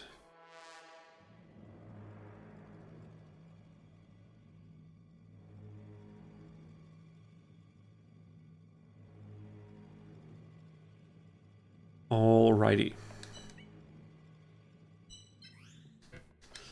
Pavel says, anyone remember the launcher spider? Wait a minute. Monster design is awesome, but it was never good for actual game. Wasn't that the fire monster that's also in this game? Like the spider that has these 2 rocket launchers strapped to its back? Like Shadi 1 in stage 4 plays it, isn't it? I don't remember what was that monster in the actual game. Yeah, he's good in this game. In this game, I think he's not too bad if you play the element, but what did he do in the original game? Wasn't like 2,200 attack, but a level 7 monster, so you needed 2 tributes? In a game state where Summon Skull was already released, mind you, 2,500 at like what? 1 tribute? Level 6? Yeah, like what the hell? That's so imbalanced, it's ridiculous.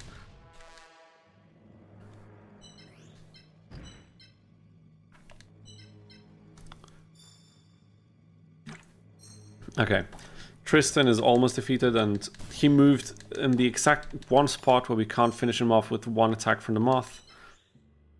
Okay, actually we would have taken more than 1 attack anyway, so that's okay.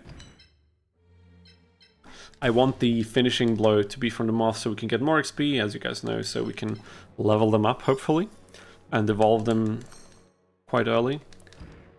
As soon as we can, probably against Mai or against Weevil again.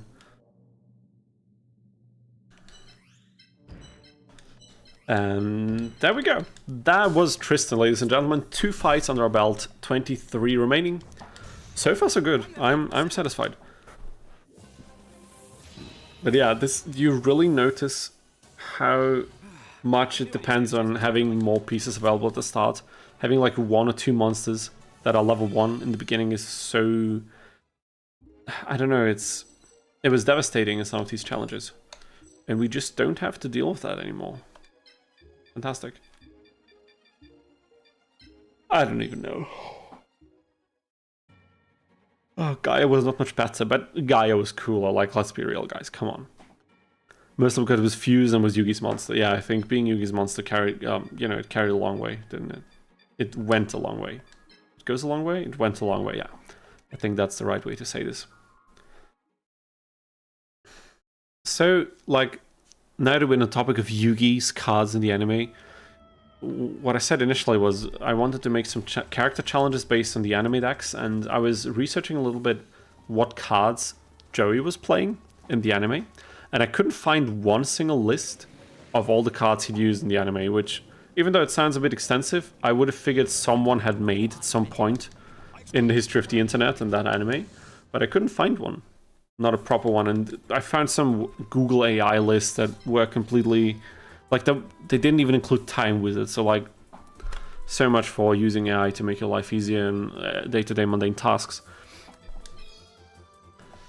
But I would like to do that, and I think a good twist on these anime type of character challenges would be having to obtain every single... not only play just monsters that person used, but also having to play every single one that they used that is in the game, like obtain them. So for Yugi, you have to acquire Dark Magician, you have to evolve into Magician of Dark Chaos and yada yada. You have to get all Exodia pieces, you have to fuse them into Exodia, the Summoned Lord, stuff like this, I think that could make for a fun challenge, because if you have to obtain specific monsters and level them up before the game ends to a certain point, and you have to cram all of that into one campaign run, I think they could make for nice little extra challenges, not just, okay, can we beat the game, can we beat every opponent with this lineup, but also planning around, can we fuse this while beating this opponent? So sometimes you might have to include weaker monsters instead of better ones just to get that XP that you need, and stuff like this. Okay. Okay, rerun. Sorry. Yeah, in the video games, I think a lot of these cards did see more use, which is definitely fine and deserved. We saw in the early collection with the GBA game how Gaia got much better. Yeah, that's true. Gaia was crazy back then. Like in that video game, specifically. Where do you even place these moths, man, for this map? It feels like Duke is always such a tedious fight. Because the map is so small that the fight always feels extremely volatile.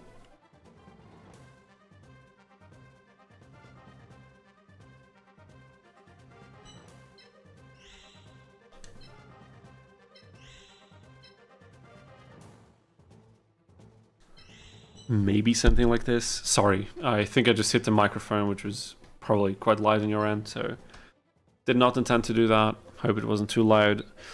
I recently rewatched the anime. Once I finished murdering, putting to sleep Shizu, I'll list monsters that I see in the shop. Hey man, that would be hugely appreciated. So I already did a bit of a list checking from like the things I could remember and a few separate lists that I could find on the internet, and I think I already got a decent idea, but if we're doing a challenge like this, it would be cool to be pretty thorough and really get everything, because if one of the rules is you have to get every monster that Joey used in the anime, at least once that's in this game, then I want to get every single one. And I know one of them is a victory bonus, that one light warrior monster, whatever it's called. But you know, we can just repeat the victory until we get it, so that's not a big deal. But we'd also have to get it in the same victory run or victory reward pool as Black Eyes, or like Red Eyes Black Dragon, so that could be a bit grindy. Damn it, I'm a bit tired already. Today was a bit exhausting. Didn't feel well at all after waking up. I had a bit of troubles with my stomach and stuff, so I had to cancel a few things in the morning. But then, you know, things turned around and got a bit better. So we moved 2 fields forwards. What's that going to change for us? We can still attack then, but how about we move 1 field forward now? With this guy. How about we position Kariba onto a spot where Kariba is a little bit more flexible for everything? Are you interested in the monsters that he hid in his character deck that was released in video games, or just anime? I suppose if he played them in the anime, that would be fine. Like, that he actually used them. I know he had Kariba in his deck against... Jeez, who was that? Against Rex, I think they animated Kariba being in his hand, but he never played it, and that, to me, that's not a Joey monster, you know what I mean? Like, monsters that you can recognize as Joey's cards. I think that's what we're trying to achieve, and having... And being, you know, played by him in the anime is just like a rule to get towards cards that feel like Joey, you know what I mean? So... Not like the hard requirement, but rather as a help for us, like a guideline to see, okay, which monsters can we consider as Joey's monsters, no matter the game they're in and stuff like that. Okay, what am I even doing with this moth? Black Skull Dragon, yeah, it's unused, so you can't get it by normal means, but if you hack into the game and do some shenanigans, you can get it. And the people who are making mods for this game, I think, also are trying, or already have, found creative ways of reusing these unused monsters. Some of them have even designated character models, others don't, so quite a mixed bag. The flavor text on the Anthrosaurus card is written by Joey. That has to count. Okay, fair enough, that sounds like it should count.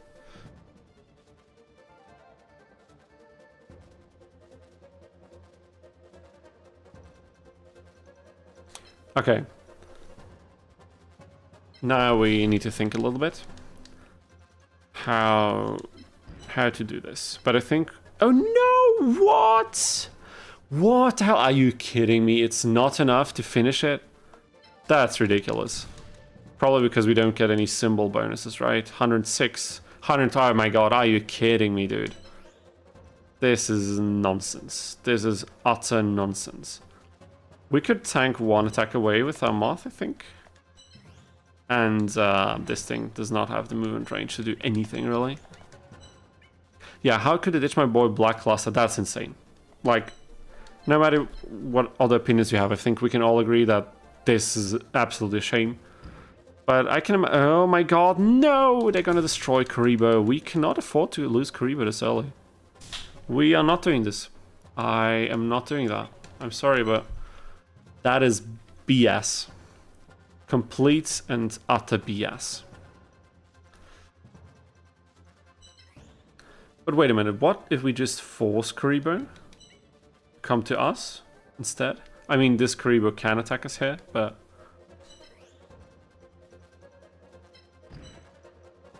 Okay, what if we do something like this? No, we can't do that because... I mean, we could. They cannot two-shot Cockroach Knight. They cannot do that. We could get 1 attack off and prepare to dish out a few more blows.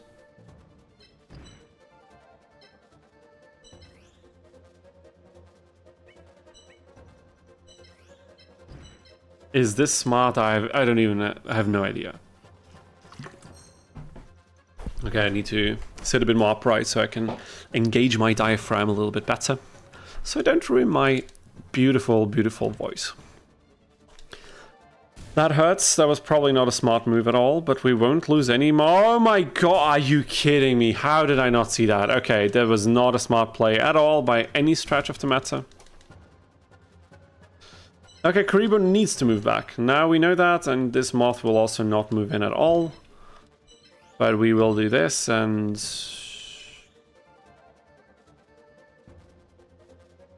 I mean...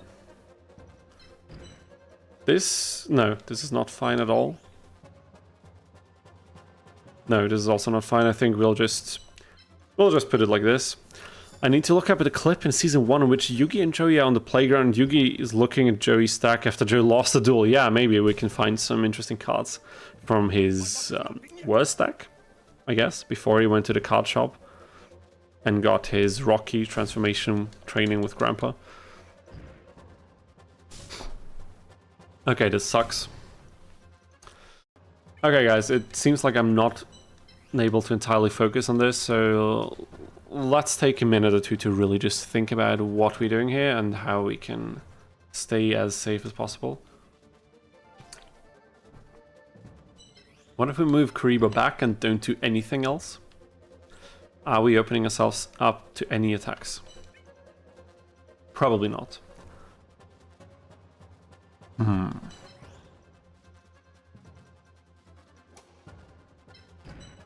No.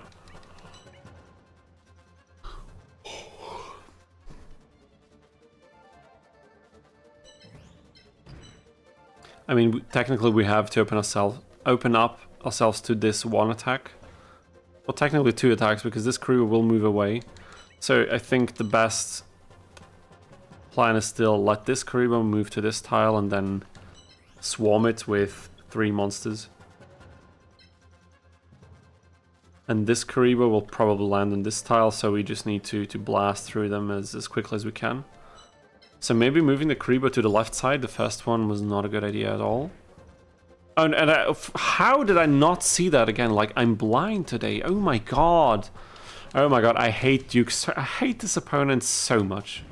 He's always causing trouble. It's ridiculous. And this does show a flaw in this challenge in particular. We're such little attack power. It's disgusting. Oh my god.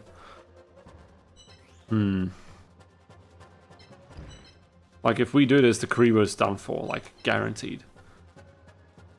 But isn't it done for anyway, no matter what we do here? This way the moth is destroyed. 100%.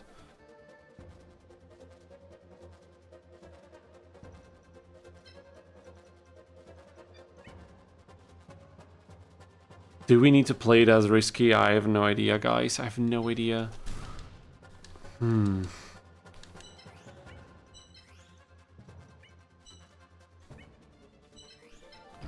I mean, we could do this. The thing is, can we beat Taya if we miss a few monsters? Is this feasible? I have no idea. Let me just quickly catch up here. They left my boy Moisture Creature. Wait a minute, do I know that monster? I think I remember something along these lines. What was Moisture Creature? I think a monster got unused in more than one Yu-Gi-Oh game for some reason, probably. In the first episodes, they claimed that 1500 attack point monster is crazy power. Yeah, it's so powerful. And by the first duel on Duelist King Andrea is 4 or 5 monsters stronger. Yeah, okay. I mean, maybe they were just very new to the game, you know? But yeah, I think no matter how you put it, it doesn't make a whole lot of sense.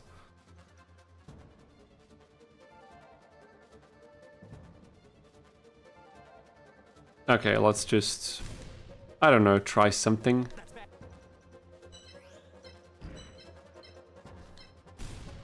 He can't destroy all of our monsters at the same time, especially if we throw him a bone and place the symbol a bit closer. Maybe this will do something. It will not. Karibo's done for. Karibo's done for. The Thunder Monster is going to do way too much damage. Can we sacrifice Karibo for this? And probably Moth. Okay, not a Moth, actually. We don't sacrifice a Moth, but we don't really have any, like, a lot of means to attack now. This is bad. Okay, but the arm could attack. Is this... Wait a minute. Is this enough to... Yes, it is. Okay. So that Scorpion we can get rid of. This is bad. This is bad in particular. Guess the developer thinks otherwise. They only read a hobby's feather. That's the like effect. It's a no. Okay. Fair enough.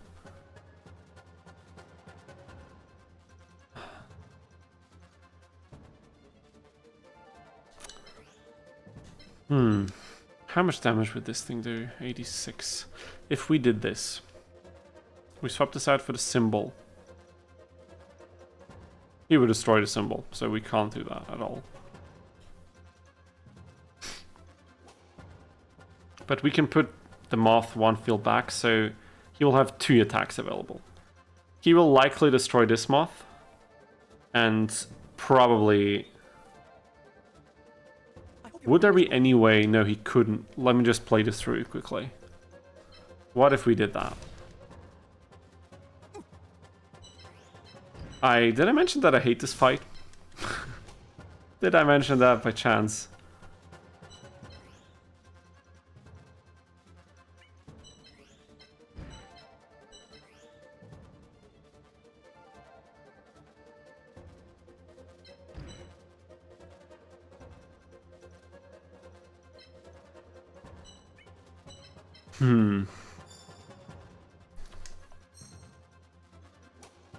There it goes. He can destroy both of them, and he will. Okay, we can't do it like this. I hate Duke's guts, dude. I hate him so much. God damn it, this is frustrating. This is so frustrating. Okay, how about we change our strategy? Yes, this fight was always a pain. And it's no less of a pain now. But what if we try to gang up on one part of the map? You know what I'm saying? Can't do that now, of course. Because oh my god, I think I misplaced a lot of these monsters initially. Maybe we should have gone for a different route. But, you know, what can you do?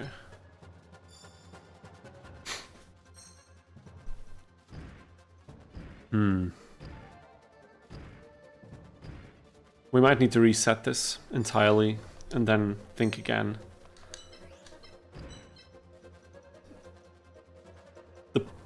The highly problematic part about this is that 2 darkness monsters attacking is not enough to defeat a Karibo. And that's what's screwing us up here big time. Because this is the one early fight where this really matters.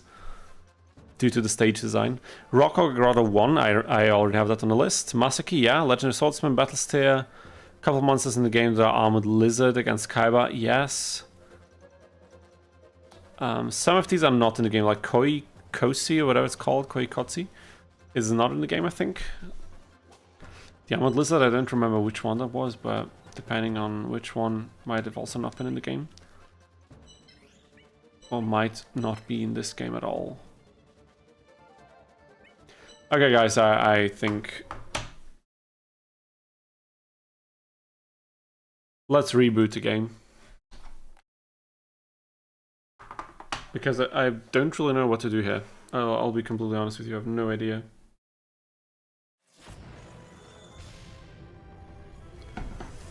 Let me sip a little bit of tea. Look at the size of this mug. Like, look at this compared to my head. And I have a big head, you have to know that. Look at it. That's so much volume. I love it. I don't know. Random thought, but it's so good. No! Oh my god! I'm a moron. I'm a freaking moron. We are doing that again. Jesus, oh boy. Okay. No more mistakes now. Now, brain needs to be fully activated. We can do it, we can do it. Okay, of course we know Baby Dragon, Time Wizard. Pavel, by the way, thank you for spelling these out, even though I know a few of them. It's so great that you give us a little bit of a summary, because we might really just have forgotten some of them. Baby Dragon, Time Wizard, Flame Swordsman, Red Eyes. We get Red Eyes as a victory bonus, so we have to get that at the end. That cup is for maximum thirst. Yeah, exactly. Maximum thirst and hopefully some healing effects on... I mean, actually, who am I kidding? Like, whatever you swallow doesn't actually touch the vocal cords in any shape or form, so it's probably not going to have any immediate effect on the voice. But it feels good to have something warm and cozy run down the throat, and, you know, maybe it does help somehow due to the temperature or something. Garuz is also, yes. You get that also from the shop, I believe. That one warrior that is a victory bonus, that light one that has like a green bluish outfit. Yeah, it costs too much in actual game. Yeah, it's like 1 tribute for 1800 attack. This is ridiculous, dude. It's so ridiculous. There are less known monsters that he uses, not the more iconic ones. Yeah, for sure. You're absolutely right on that. I think if we go for the ones that he's known for, I think we'll be fine. No, why is he attacking first? Why would he do that, Duke? Stop it. Stop it.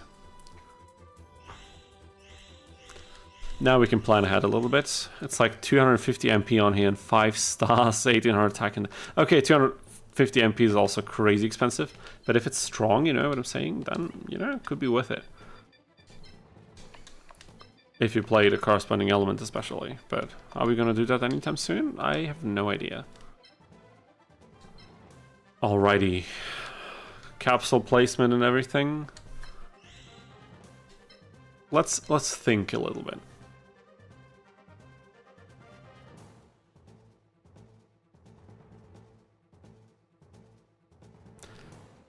This could be the better side. I think this is usually the side that we play on when we defeat the Duke in most of these.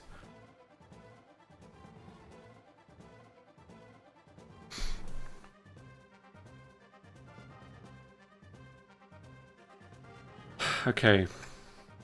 How are we going to do this?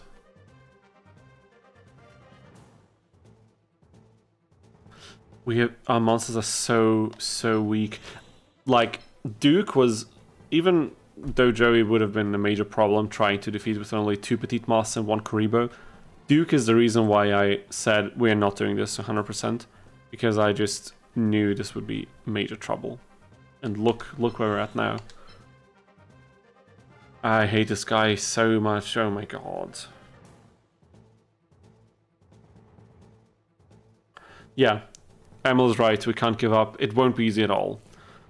So the problem is I never know if he's going to move for maximum range, but I think for the first turn he most likely will be. So what we can probably go off of is that 2 Karibos will be here. I mean, he could also place them 1 diagonal field to then move them towards the middle, but I don't really see him doing this. This one will move to this side and then be fairly limited in its movement, as well as a Scorpion here. So I think this is overall the more preferable side. I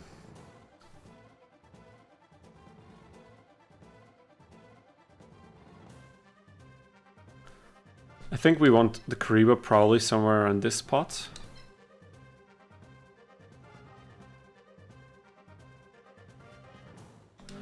Actually, we might want the Karibo, like the arm somewhere in this spot, and maybe we want Karibo on this spot, maybe even. It's difficult to choose. Damn it, dude. Okay. The problem is that he outranks you really hard, that's true. And your only ranged attackers, yeah, the attack range from the Moths and, like, Cockroach Knight is horrible. It's a horrible monster, but we can, we have to be able to do this. I don't believe that we cannot. There must be a way. I just hope we'll be able to find it today.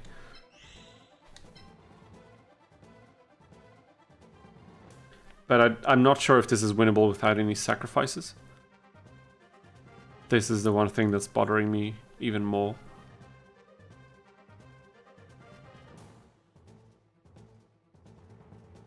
Okay, I'll place it here, and we will save this to slot 3 because we might have to load back a considerable amount of times. Okay.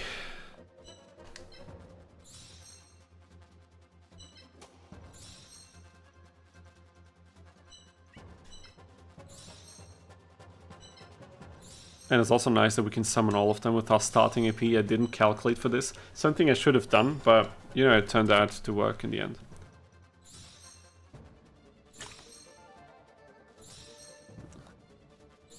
Okay, 255 MP is not that great. But 3... sorry, with 3 and attacks up to 2 squares from its location. That's solid, that's very solid, but it's also so expensive. But are there many better fire alternatives? I don't think there are, at least not many. Legin is very good, but you get it from Seto, like from the final fight. So what's that really worth? Okay, now we need to think. We can't move here. We're gonna get destroyed immediately. Can we move to this space? Okay, slot 4. It's moments like these where I wish this emulator had more save slots. Can we move here? We cannot. So moving Karibo there might have been a mistake, but we will see that soon enough. So we could move up there, but is this really... We will have to see how smart that is a bit later. So we can also only move up towards this spot.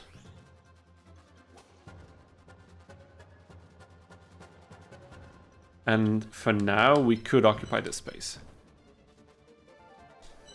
Like, this is what we could do. Okay, he moves with these, he moves towards the middle. And now, one slot further, now we have to see what we can do about this. This Karibo is not dangerous as of now. This Scorpion, however, is. But only for this particular field. So if we move away, the Scorpion is ineffective for now. For now, of course, but...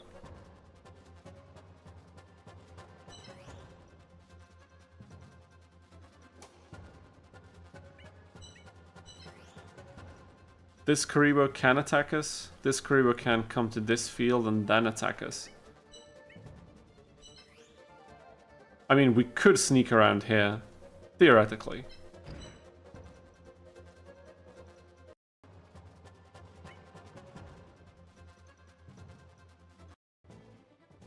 Oh my god, how did I not save the... Wait a minute, did I not save that? I did. What just happened? I have no idea what just happened. Okay, but now we can reconsider maybe. He will move his Karibo to the side. The problem with this though... Hello, Imagine Warmo. So nice to see you back in the stream. Glad you're here. I hope you have a nice stay. Welcome back. Blast Juggle is really good. Perfect for snipe. Yeah, Blast Juggle is also a good one. For sniping Blue Eyes before Kaiba unlocks his Capsule on Kaiba 1 battle. I mean, that's also always good. Blue Eyes is not a weak piece by any stretch of the matter, but look at this, look at this. He will go here with his Karibo. If we engage in a one-on-one with his Karibo, he has more attack. But if we get the first attack off, we need 3 hits.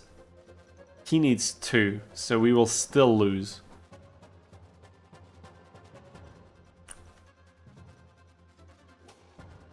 Mind-boggling, but it is what it is. If our Karibo was like level 3 or something, it would look different, but it's not, because how would it be? It's still the 3rd fight. Maybe I should have specifically leveled the... Oh my god, maybe I should have leveled Karibo instead of the Petite Moth from the Tristan fight in order to have a bit more power. And I didn't even consider this because the Darkness monsters, they gain PP from leveling up, while the Moths, for example, they don't.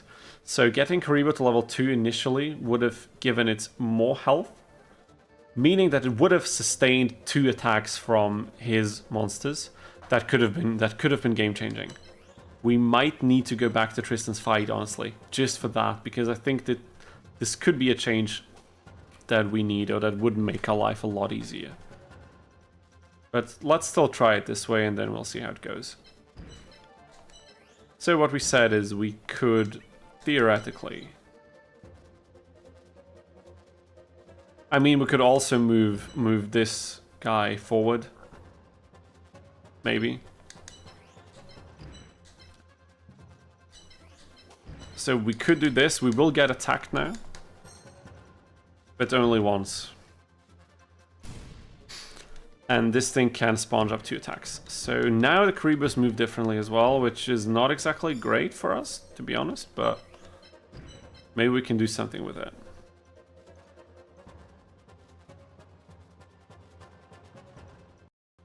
Was this the Joey fight? No, it was not. Did I just now delete the last Joey, like the last Tristan save file we had? I did. Okay, now I think I screwed us over big time. Should have checked before. Now we have to win like this. Amazing. Oh my god. Is the rule to not level up? No, today the rule is to try to beat the game with Grandpa's in-game monster lineup. And Ben Ozgane, welcome back to the stream. I thought you were playing as Solomon. We are, but we are playing as his in-game monster lineup, not the decks, not the cards that he uses in the anime or in the franchise in general, but we are using the monsters that he uses in this game in particular. And honestly, right now, I'm not quite sure how we are going to do that. Gonna be completely honest with you, I have no idea. We can win this fight, but we need to plan ahead and think about how we are going to hopefully win the next fight afterwards as well. And this is not looking great.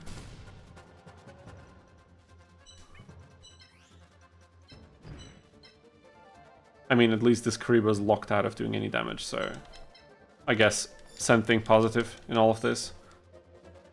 Oh my god, but this is gonna hurt big time. This moth is gone. I think we have to just say goodbye to it.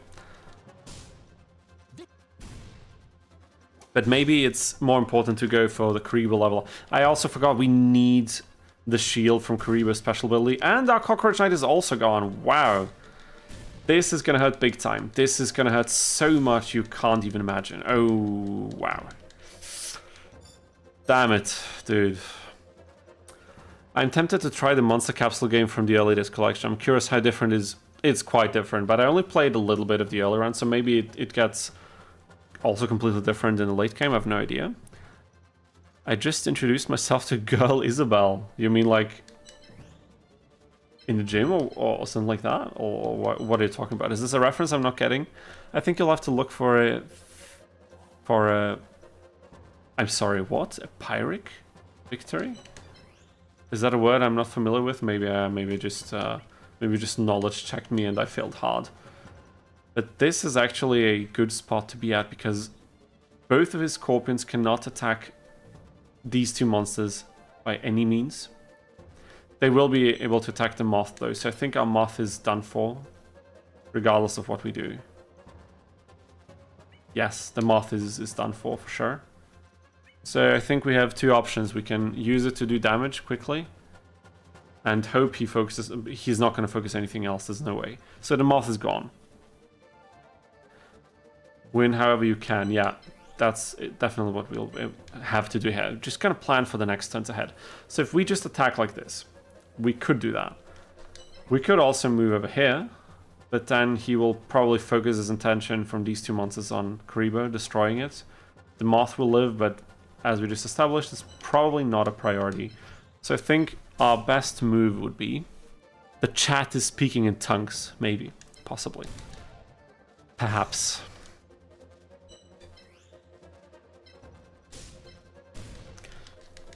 Is this even like remotely feasible?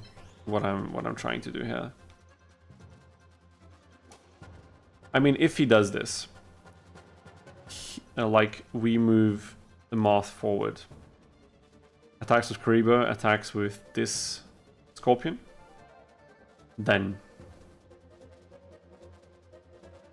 we move 2 tiles to the side, 2 tiles to the side, attack Scorpion, move up here to diagonally, attack Scorpion again. Scorpion is dead, okay? Scorpion is destroyed.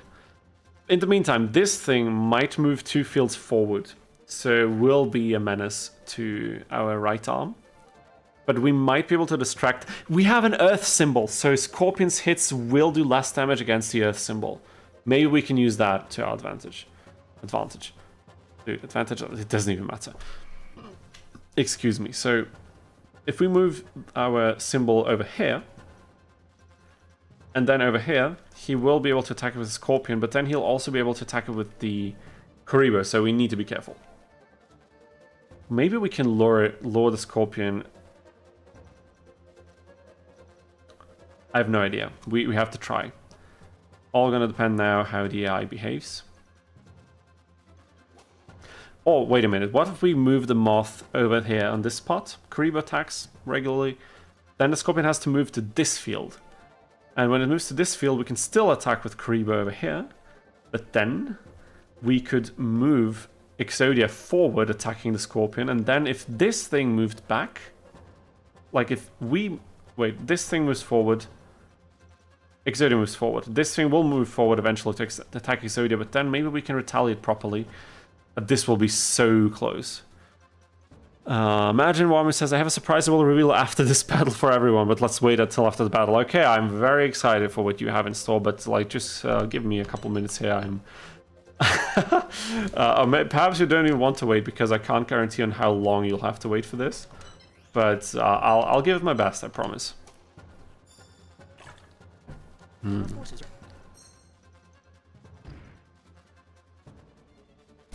Okay. Oh my god, did I attack? Wait, I did attack, didn't I? Okay, in this case, what we just did was a bit stupid. But could we salvage it?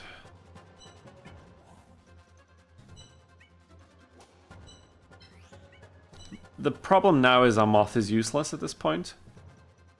And we'd still need both attacks for Karibo. However...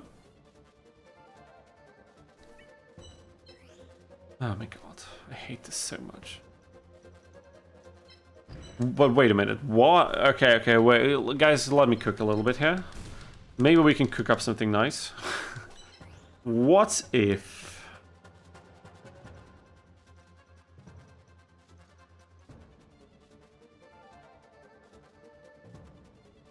Okay, what if we manipulate the AI to spread out its attacks a little bit? So this thing will go to this spot to attack... Maybe it will go to this spot to attack the symbol.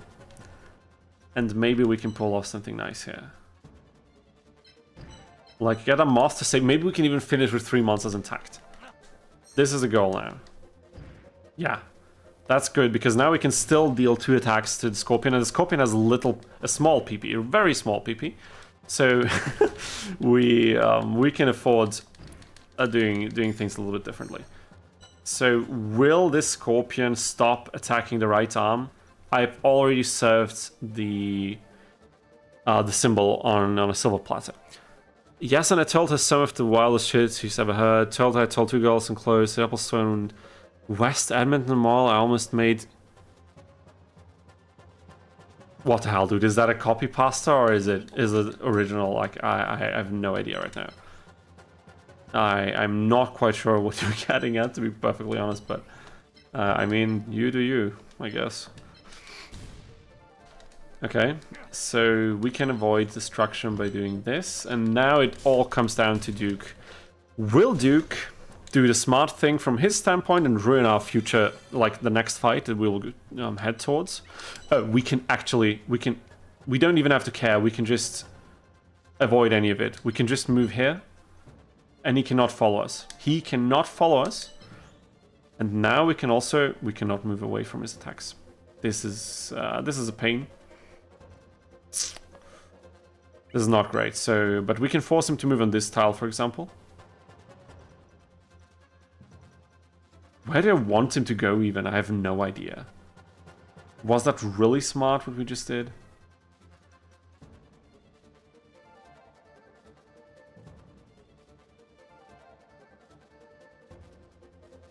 How much damage is he going to do to our symbol? 2300, and then, like, because of the disadvantage, less than half, right? It has to be less than half. Because then, let's say he stays put here. Right? Let's just assume this, or maybe... Let's put our symbol here. Because what is he going to do? He's going to move to this tile to attack. He has to. That's the only thing he can attack. Then we can move in with... Well, only with Karibo. I mean, we could... No, we can't. Oh my god. Dang it. We might need to do this differently, but let's just see how this plays out. Because now it's a little bit... Okay. Fair enough. But wait a second. What if we move this forward? I think that's the smartest thing. We can move to safety now with this.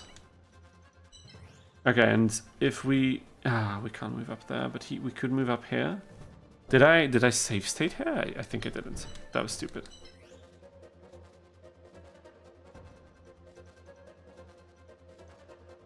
Okay, that's too dangerous. He can still move back and attack us that way.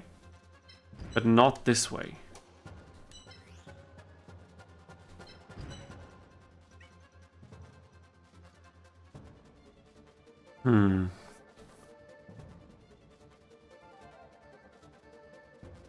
Okay, no, he can attack us. I don't know what I was thinking.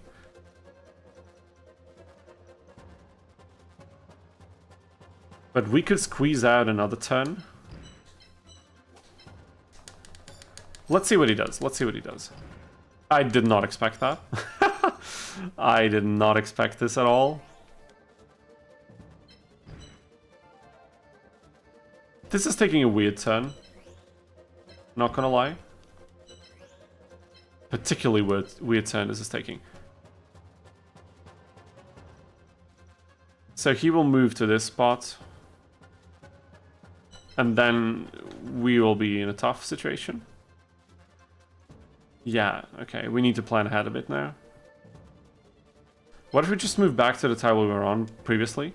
He can either go here or he can go there, and then we can just... Well, I mean, we could go to this spot. I think it's worth trying. He might also panic, and no, he's not panicking, and he's doing more damage now, for whatever reason. Maybe due to the field tile. Oh yeah, these are thunder probably. I never thought about that. But these have... you guys can't even see that. These have... these have landform 20. Like 20 thunder, sorry. What am I even saying?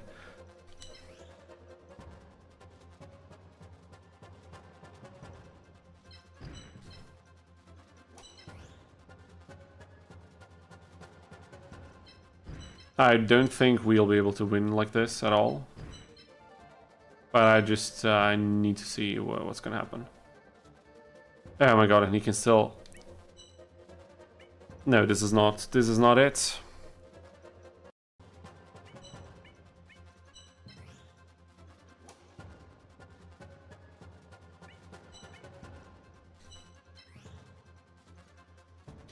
Is there anything else we can do here?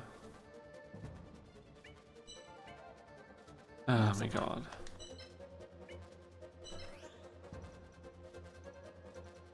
Keenan as a manager, okay. Like in the Apple Store, what? I didn't quite follow the story, I'm sorry, I'm very focused on the fight.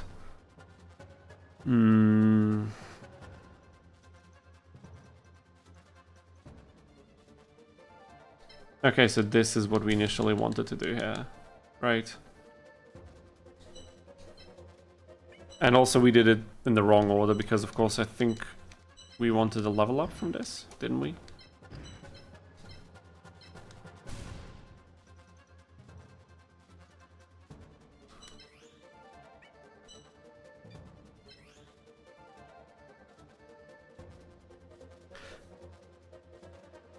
Oh my god, if he didn't... Yeah, Grandpa...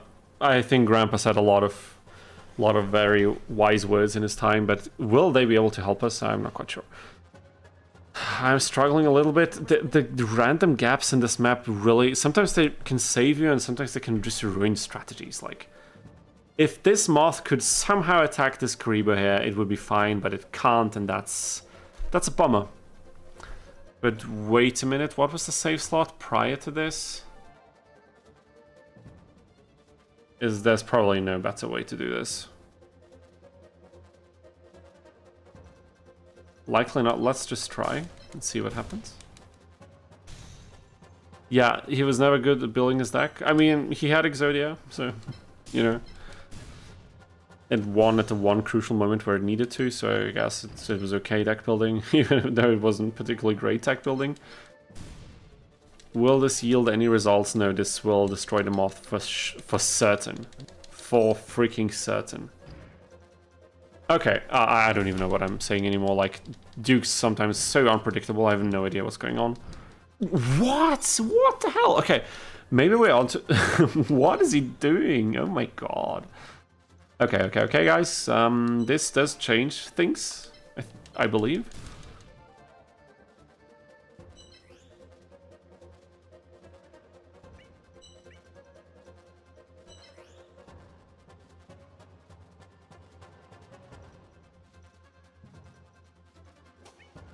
Now we need to think.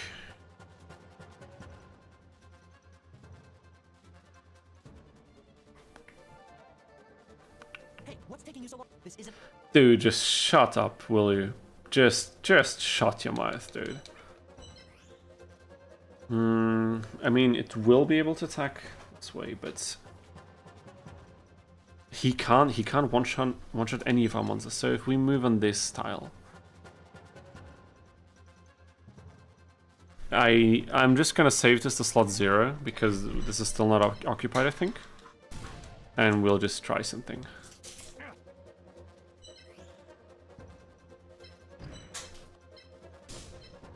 Because for some reason Duke behaved differently than I anticipated, and we need... Oh, we don't have the free attack on this, but he cannot attack Kariba. Okay, this is good. This is fantastic. This might be it.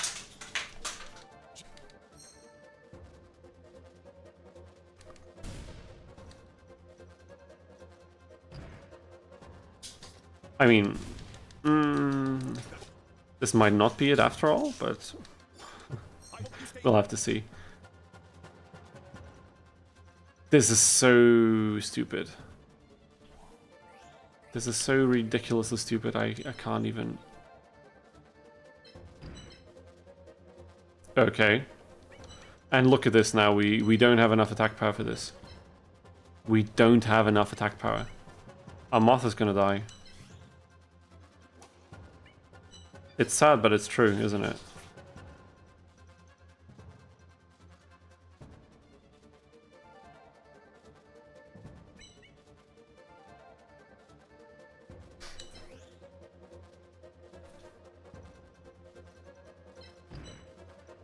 I mean, we can win this, don't get me wrong, we can win this duel easily.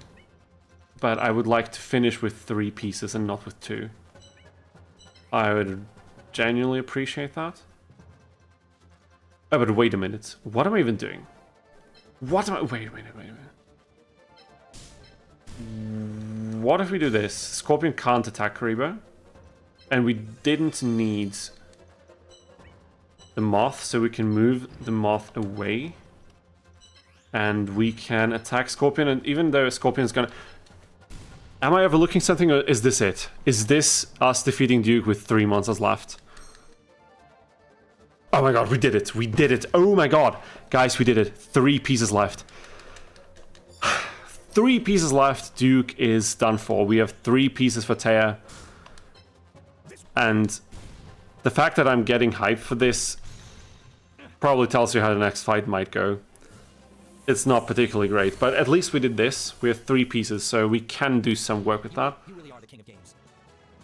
Coincidentally, 2 of these 3 pieces are darkness pieces, and she plays 3 light monsters, 2 of which have insane movement, so I'm starting to believe this challenge might be cooked. No level ups. And honestly, we might need to... Vanilla Tear is not that great. Yeah, however...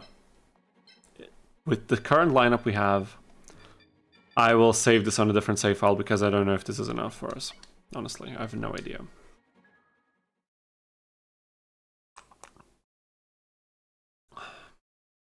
We'll see. I have to try.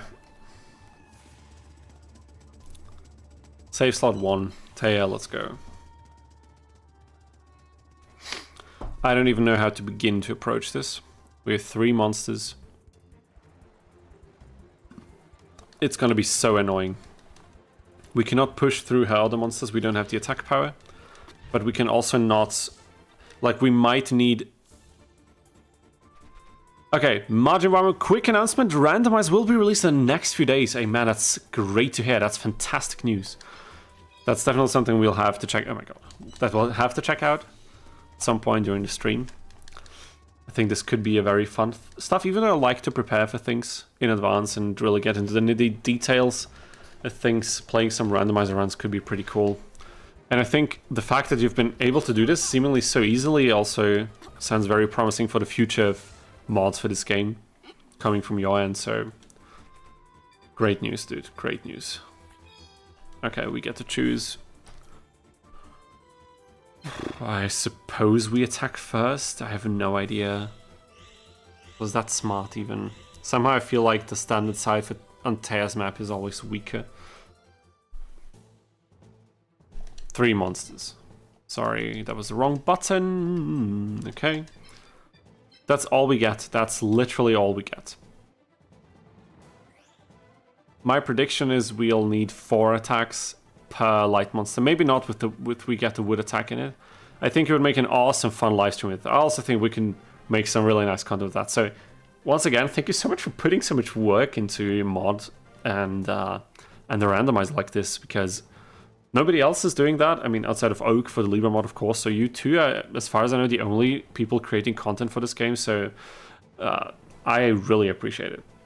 I really, really appreciate it. I'm gonna make sure to promote it to my stream, even though I don't have a great audience. Like, sorry, I have a fantastic audience. I don't have a big audience yet, but we, as I said one time, we will make this game as big as we can. We'll push out content. We'll try to hype people up. Oh my god. Where are we placing this? We might need this for bait.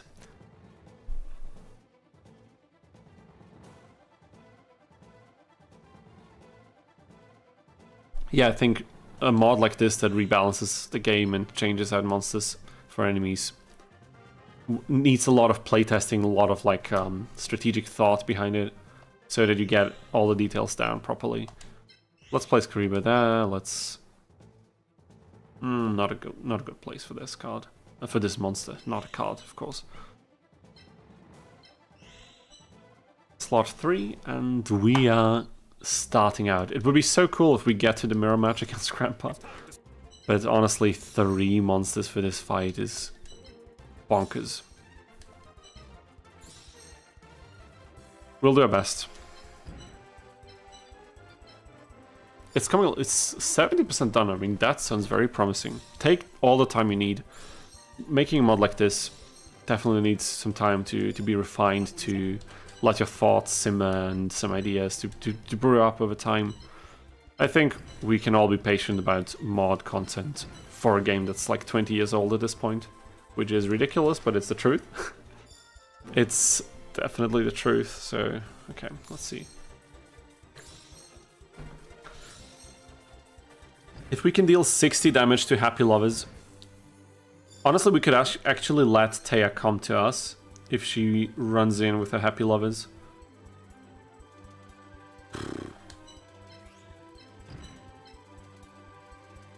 Let's see what she does.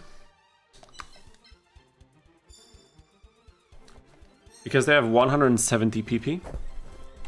If she runs in, which she seems to be doing, we don't have perfect block for Karibu. If I planned better, we might have been able to get it. Okay, she can stand on this tile, so we need to move back quite a bit. We could bait out an attack from our symbol, just so we can get the ball rolling. Let's see if she goes for the bait. She does, and it's a lot of damage. For the PP size we have. Grandpa, dude. Grandpa is disappointing in this particular regard. He's very much disappointing, but let's take a look, and it's pathetic. 80 damage. Can we get 80 damage from Petite Moth? We probably can't. Okay, we can. Okay. 3 attacks. But no! Oh my god, I'm a moron! I'm a moron! Oh my god. Okay. We can load back. That's what we have save files for. All's well. Makalele is going to sleep. Good luck. Thank you so much, Makalele. Thank you for being with us, and I hope to see you again in a future stream very soon. We stream every Thursday evening around the same time as today, so if you're interested, make sure to check back in. It's always great fun time. So yeah, have a nice weekend, have a nice evening, and see you soon. Good night. Oh my god, have a good... I'm going to sleep. I want to randomize... I want to randomize it in as many hands as possible. You can randomize almost anything, monsters, levels, attack patterns, movement patterns. Okay, gonna be interesting. I think it could be very chaotic in a game like this and like complete bonkers. But let's see how it plays. I'm curious.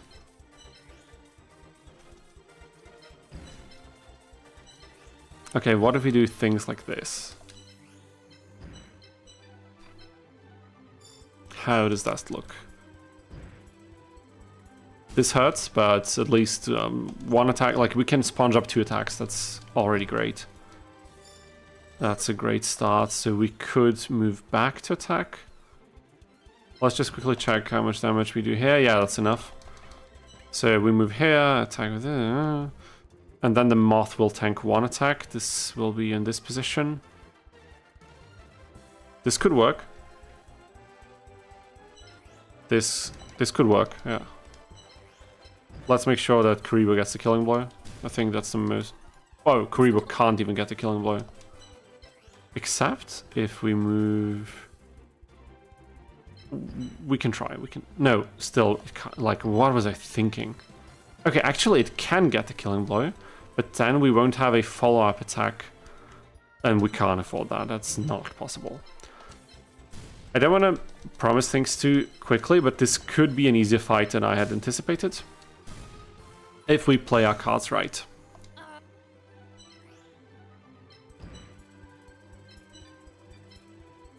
With a randomizer, maybe a Nuzlocke-like challenge could be possible in CMC. Would be a fun one-off at least. Yeah, for sure. I think there's some nice ideas we can come up with. For sure. Maybe now we can bait the oh my god. Now we might be able to bait the second like the Scalangel attack onto the symbol and then also do the same thing to the to Scalangel. Probably not destroying it, most likely. Like 100% guaranteed. Who are we kidding? But how does it work? Maybe I can implement it. I've heard the word, but I don't know what it is. Nuzlocke, I don't... Is that like a very specific thing, or is it just like something that is a collection of very hard rules you have to finish a game under? Because I don't even know myself, to be perfectly honest with you. And the Moth is holding up pretty well, honestly. Jeez. Okay. I'll just save this as slot 5 now. Yeah, rules are meaningful in Pokemon games. I think it's wild that one of the words used in the name is from John... Isn't it John Locke from freaking Lost, the TV show? I find that to be wild. Wait a minute. Let's do it like this. Good thing is other monsters are not as mobile, so we might be able to deal with the light monsters before the others arrive, and then we have a shot at winning this.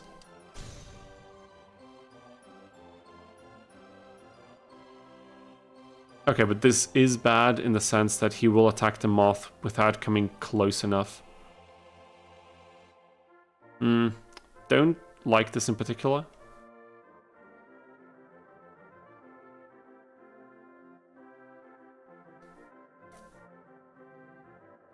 Okay, wait a minute. What if... I need to try something else. Sorry, just to see if we can get a better, like, pathing of our monsters. Ensure that something dies, it dies, no healing, no using it anymore, it's gone forever. Okay. One of the main rules is that you can only catch 1 Pokemon per route. Okay, it would be 1 monster per opponent, fair. And if 1 Pokemon faints, it is considered dead. Okay, fair enough. I mean, those are definitely rules you can employ well in Capsule Monster Coliseum, so that's fair enough.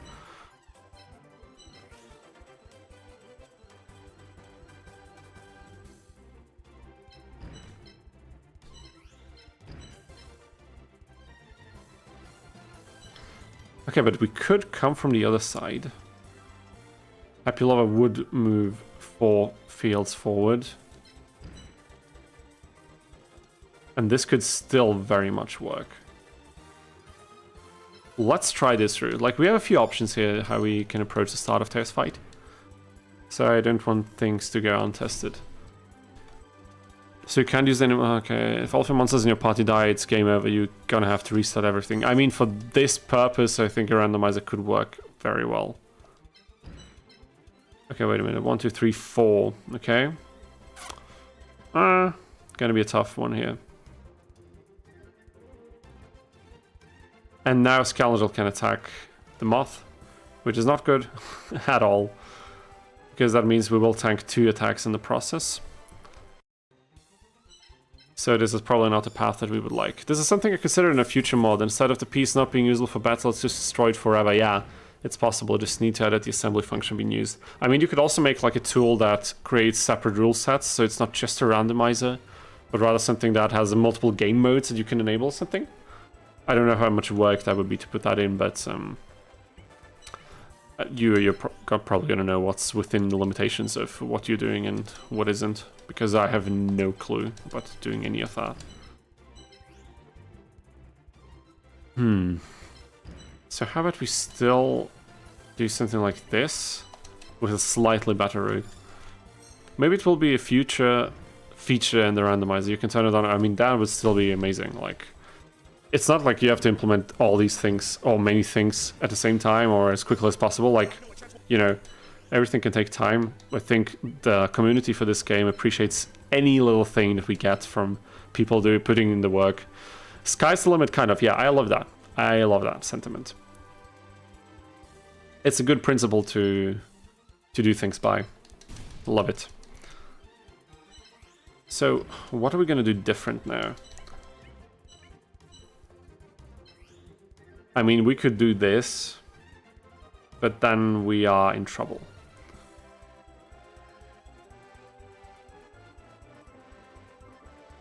Oh, wait a minute. What if we do this? We can't do this because then Karibo cannot attack. So that might have been completely stupid, and we arrive at the same problem. Actually, we arrive at a much larger problem, and I just save filed over the other one we had. Oh my god. Why is this not going so well? Why? Okay, Taya is giving me headache.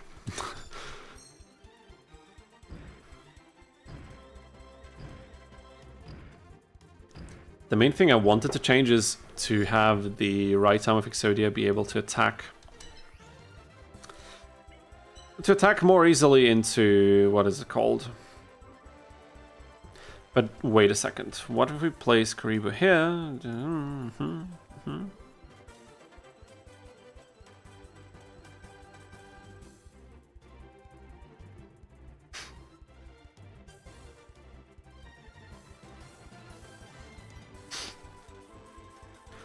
And then the other Happy Lover will be sitting there, and we can then move back. Or something like this. I don't even know. I have no idea.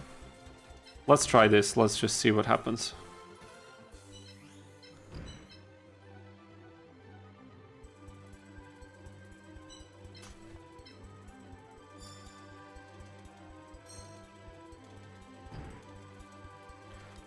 Did I even change something significant now from the try we had before?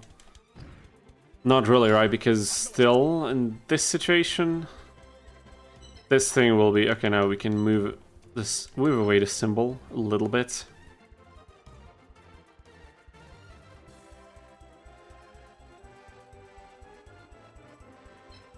But do we gain anything from that?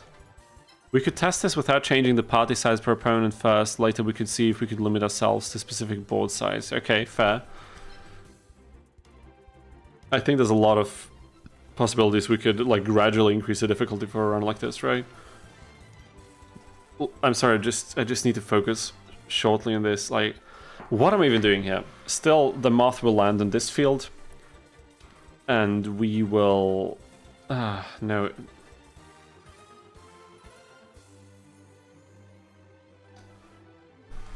I'm not quite sure how to proceed with this fight, to be perfectly honest with you.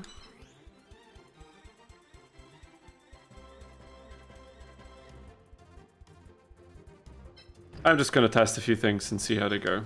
How about?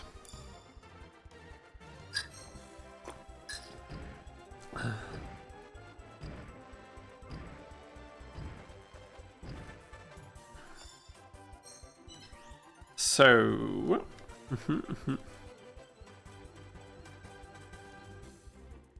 This is not worth it at all.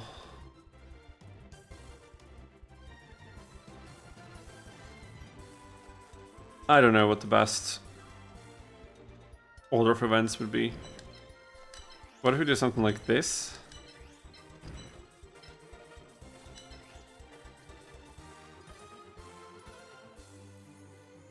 In that case, though, it was completely ridiculous to move the Kariba. So one more time, loading back. Because I just can't make up my mind.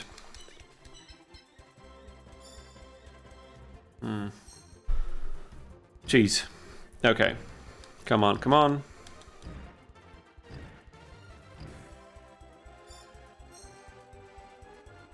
Okay, now let us think. This thing can move 4 tiles forward, so it can land here.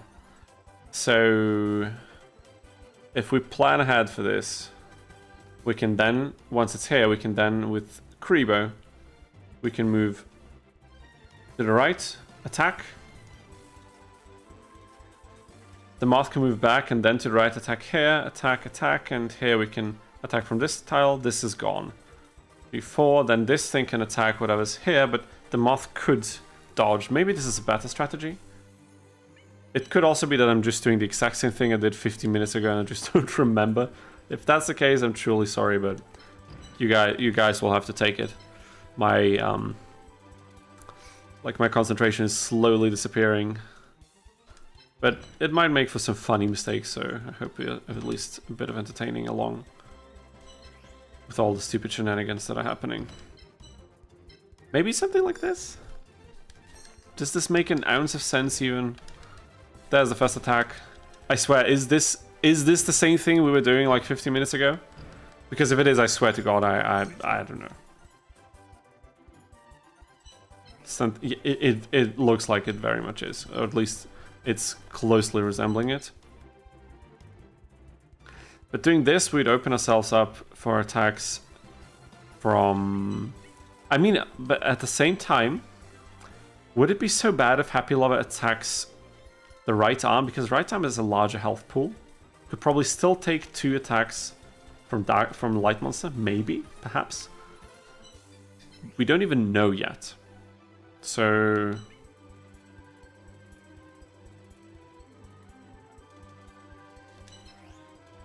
Now, slot 5.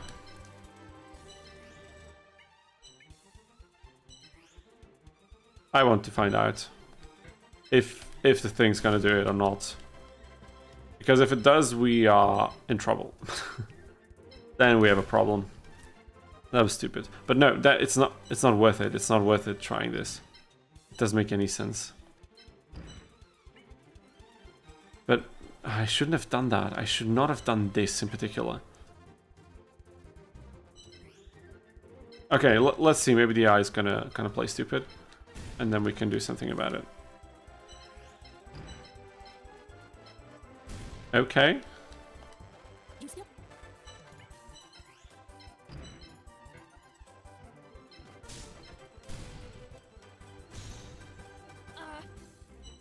Wait a minute, weren't we able to defeat both Happy Lovers while only getting attacked once? The previous time? Okay, it can tank 2 of them. But it doesn't matter because this particular order of events does not suit us at all. So we have to go back one more time, and I'm really sorry for this, but... I need to figure out something. I need to figure something out. Jesus, where's the grammar, dude? I was always like the best in class in English, and look what happened to me. Math, not even once, dude. Okay, 4 tiles. What if we just don't let it attack? Like, full on just... Like, no. You're not getting that. You're not getting the attack you want. Not a single one. She didn't move it. Oh my god, I hate Taya so much. God damn it. I really despise her in this game. Holy moly. That's ridiculous. That's utterly ridiculous. I'm sorry, but what the hell is that?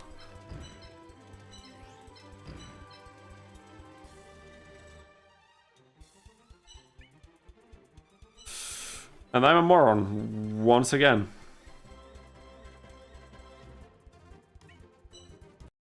Guys, I'm getting a bit desperate here. Didn't we have a decent board state before that I've just overwritten and I'm not able to what do you even call it?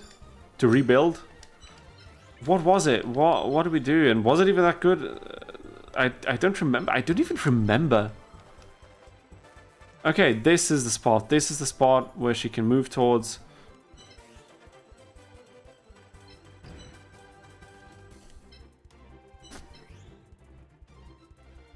So we have to beta with one attack.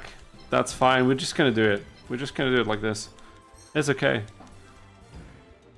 Maybe it's enough. Maybe we don't have to go through all of this trial and error here because we can do it regardless of how much damage she does now with her 2 happy lovers to our symbol.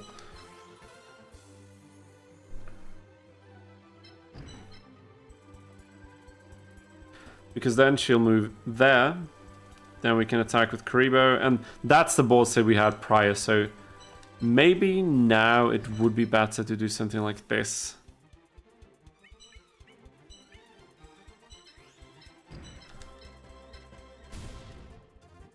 I think this is the board set we had before. So we probably also tanked 1 hit on our symbol immediately. That looks extremely familiar to what we did before. And I almost ended my turn. Oh my god, what's happening?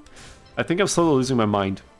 Like the fight with Duke, I think did irreparable damage to my brain, and now something is wrong. Oh my god.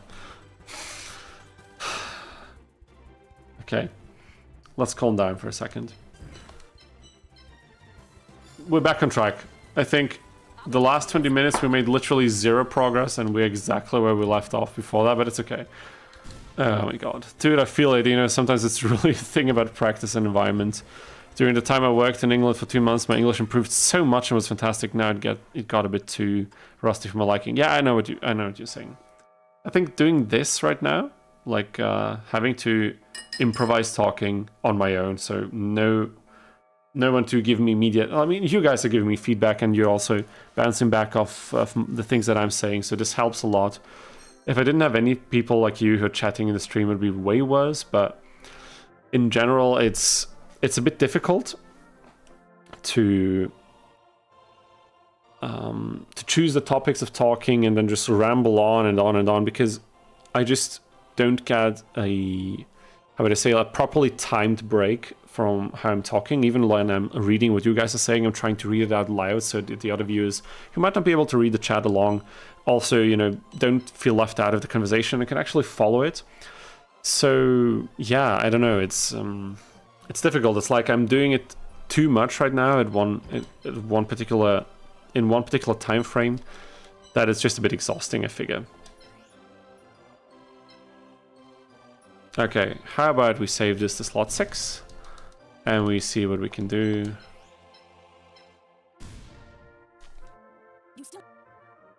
Come on, Karibo. Wouldn't you like to level up one more time? Possibly? No, I mean, it just leveled up, so that's okay. We could send our symbol forward.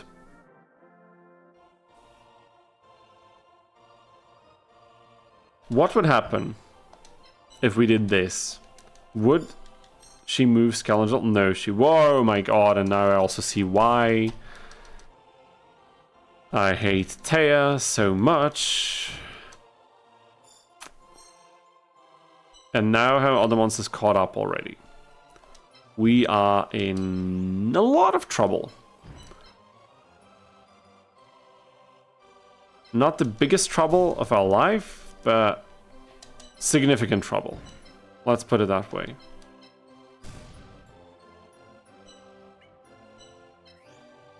Maybe she's gonna attack the symbol first. How about? Please? No, she refuses. But at least, you know, should have leveled the darkness monsters first. I should have known. How did I overlook such a simple thing? No, simple for the context of this game, of course. But how? How did I do that? I have no idea. But this will be tough. Okay, now how about we save this to slot 7 and now we think about what we can do here? 65. Do we even do 65 damage as darkness? We do not, which is fantastic. So we need to finish this Scalangel off with our Petite Moth. And I mean, oh, we got Soothing. Okay, this could be huge. This special ability could save us some time, but we need to use it carefully.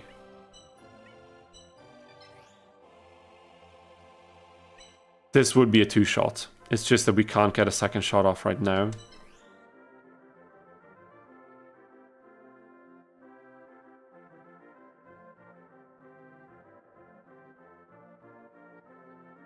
Okay, how about we move down?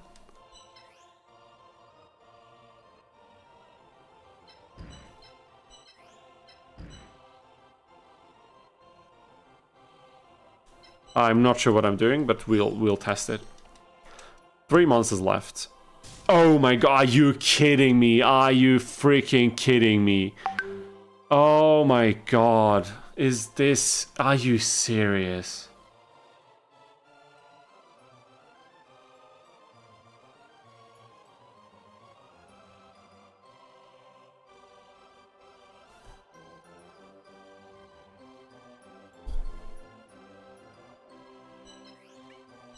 Are you serious?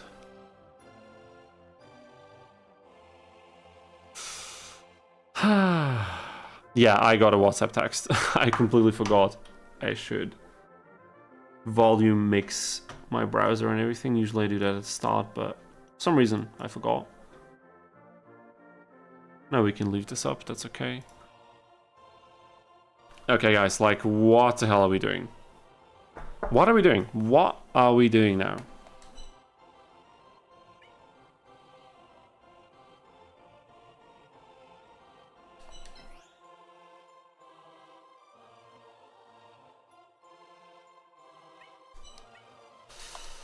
I don't know, going for a symbol just doesn't seem... It doesn't seem right, you know? You know what I mean? But what we could do is, of course, we could put a symbol over there, we could do this. But she will get off 2 attacks on our symbol. I mean, although, not if we do something like this, but then she will get 2 attacks off on our right arm, but maybe it doesn't matter. You know what I'm getting at? I hope you are. I hope you do. That's what I wanted to say. Is this rip? This is so... Oh my god, are you kidding me? There's no way we're winning this like that. There's just no way. What if we go off the premise that we want to do this really bad? And also we want to do this. We might have to sacrifice Karibo. But will this be winnable then? We would have needed soothing, whatever that is, soothing wood prior to this. We can't even get an attack off, which is what's the worst thing about this. The absolute worst. Oh boy.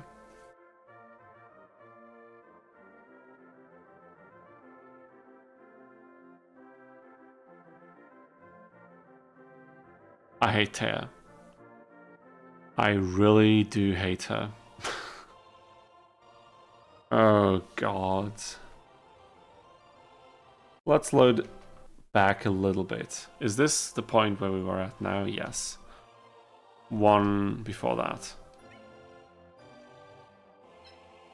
What did we do to get to this point?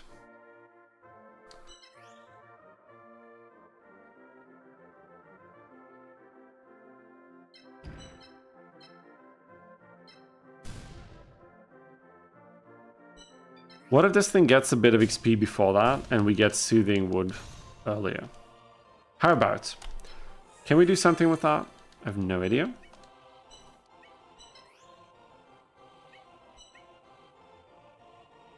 This thing will not destroy it, but it will get dangerously close to that. So what we can do then is... No, it will attack Karibo for sure. So Karibo moves back. We use Soothing Wood on Karibo. Then she will use her Scalangel to move forward and attack Petite Moth, not destroying it. Then we can squeeze in an attack from the right arm and Petite Moth. And then maybe finish with... But then Karibo is behind so much. Wait a minute. Okay, that's not too bad. That's not too... Actually, that's horrible. Why? Okay, guys, I have no idea what I'm doing. I have no idea what I'm doing. Gotta be completely honest.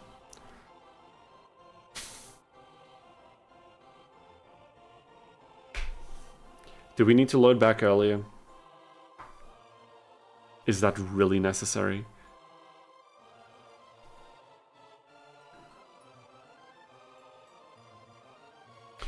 Okay, I'm a bit out of ideas. If you have suggestions, then feel free to cook up something, because I have no clue how to proceed here.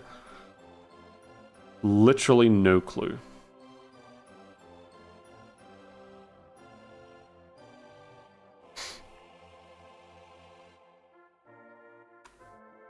And I sipped... Oh my god. I sipped from my cup, and when I made the tea, like the tea bag had an issue because that, like, usually there's like a little piece of what do you call it, faden. Jeez, I don't even remember that. Oh my god. Like this little piece where you can pull the tea bag because you can put it out like that, and you can safely remove it without it, you know, without burning yourself and such. And like just a piece of rope. It's not called rope, but you guys know what I mean. And this thing was, it was, how would you say that? It was torn off of the bag, so the bag is almost open. So if I had put the whole bag into the cup, it would have opened from the hot water and would have spread all the tea, like all the insides of the tea bag into the water, and then I would have had to make a new one. So what I did is I put it on the edge. I don't know if you can see this here, and I just kind of let it get wet a little bit so it can hang from the edge.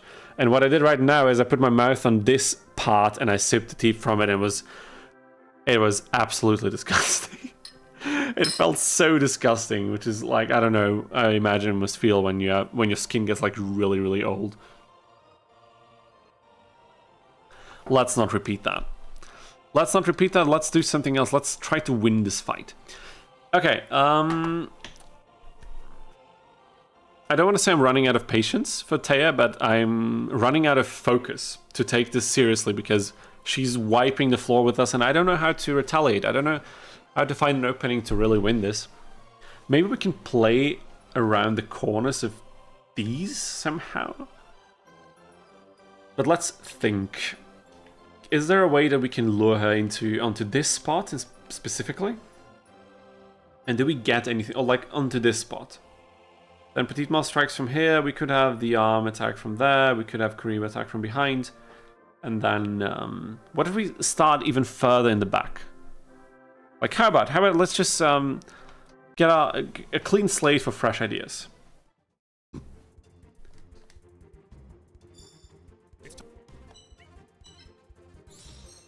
Because I need to do something. We need to somehow advance, and I just don't know how to do that.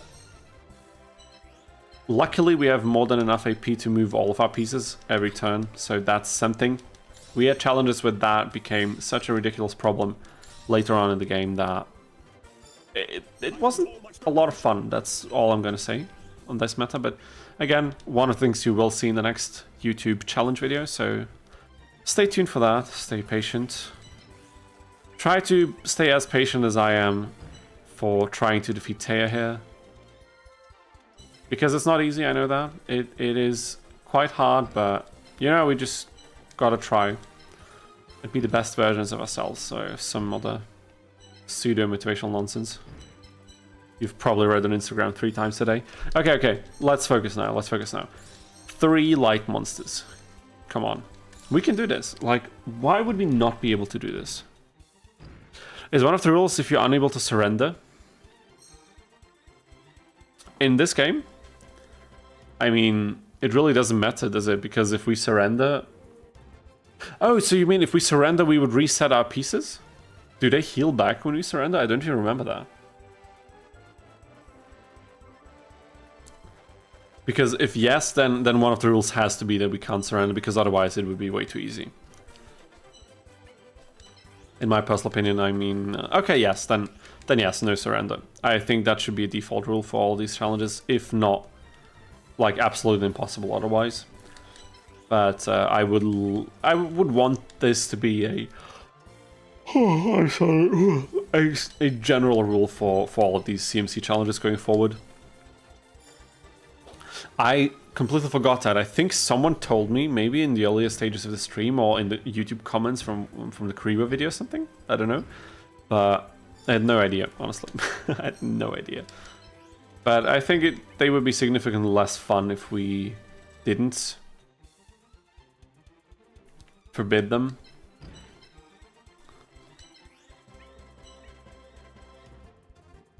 Okay, I mean, this thing will probably move in first, right? Again. Actually, let's just see what happens. Okay, let's just see what happens.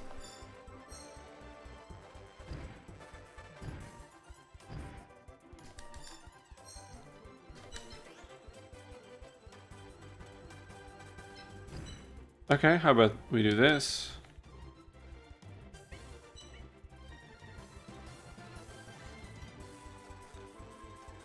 I mean, it's gonna be tough if we do it like this, but what would happen if we also dodge accordingly?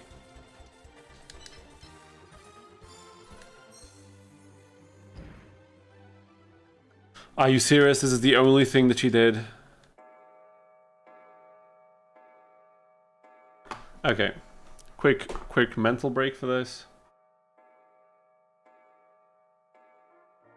And this is a double speed, by the way. This is running at double speed now. So imagine running this at half speed. Attempt after attempt. Just imagine that. Would that be fun? I don't think so. I genuinely do not think so. Let's just pass the turn. What are you going to do to her? I think this will force the AI to do something, right? And she does the one thing that I hate the most.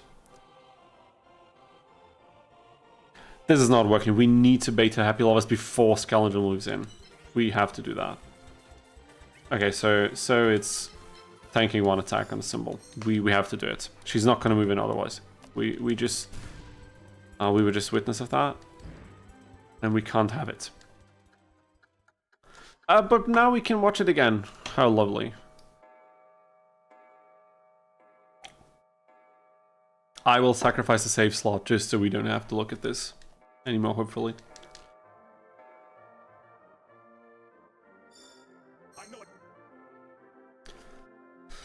Alrighty.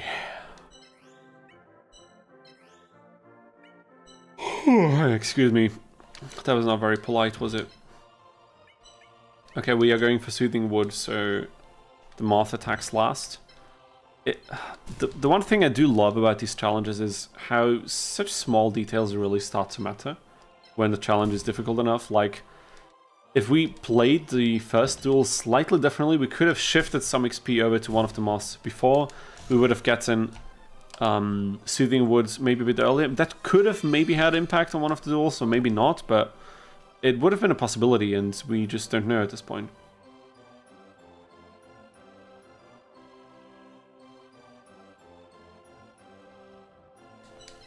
Okay.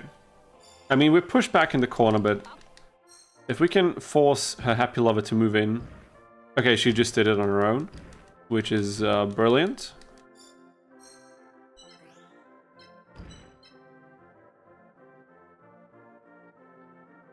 We might be able to get a free attack in this way, and we're a bit further away from the rest of her monsters, so I do like that a lot. We could destroy it even. We could genuinely destroy it, But then we open our Petite Moth up for attacks. However, we could also not do any of this. I kind of get the idea that Tear serves as a hint about the future difficulties against light monsters. Our dark monsters have quite the difficulties now and they won't get much better. Yeah? Oh my god. Oh my god. Ishizu too. Damn it.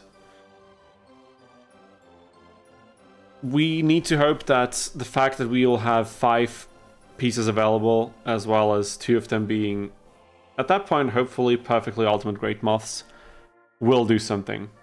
Otherwise, we're screwed. But hey, that's what makes an interesting challenge. Not being sure whether we can even win, or whether we can even really get far into the end game. That's what it's all about, man. That's what it is all about. So whatever's standing here will get attacked. So we could also just tank 1 blow from Happy Lover, who by the way has almost the same attack as Skelengel, on our Kuribo, right? Okay, but the problem with Skelengel is it could attack Petite Moth now. So that's not something we want. Otherwise I would have already used, what is it called, Soothing Wood on our symbol to heal back some. Okay, I need to check this.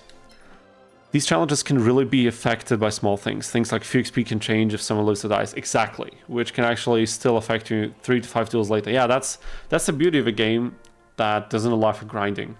The XP you get is the XP you get, and that's it. Okay, 50... It recovers 50 PP. That would be enough to make it able to sponge 2 more attacks. I think. Yes. At least from the light monsters. But then this thing will... Okay. How about we destroy Happy Lover now? Like, let's say now, we do something like, we attack with... Did I save this slot to this?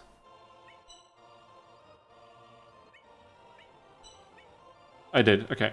So, right arm attacks, Moth attacks from here, Kuribo attacks here from behind. Skelengel will move in. Only like 2 tiles attack Petite Moth. Petite Moth can attack, but afterwards will be destroyed. Guaranteed. However, we cannot get rid of Skelengel. It's not possible. It will be here. Then we can move forward with our arm. We can attack it. It will probably attack back. And we can... If we move the Moth close enough, I mean, it can still go for the Moth kill, for sure. So we could heal up the Moth to buy ourselves some time. We could try this.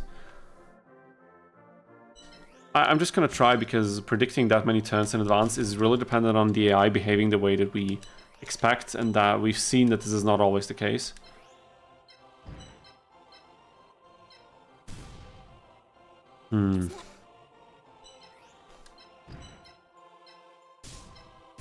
And having Kuribo's perfect block will matter a lot. Like, let's not underestimate how much sponging one, like, how many users do you have per duel per Kuribo? 2 or 3? I don't remember.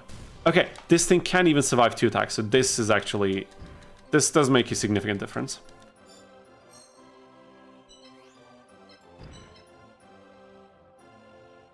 But now we need to be careful. Now this is difficult terrain.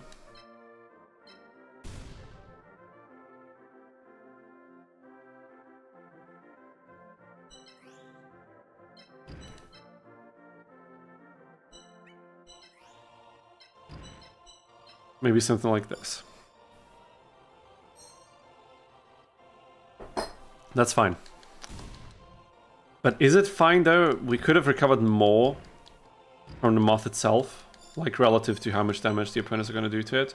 Or maybe not, because, yeah, it's okay. Either way, it's okay. At this point, yeah, we need the Moth to finish it. But the Moth, this is the difference from the board state we had before. The Moth can destroy Skelengel without getting attacked by any of the other pieces. And we can line up our arm to then hopefully attack some of her pieces in return. It's just a matter of how exactly are we going to line them up so that it makes sense.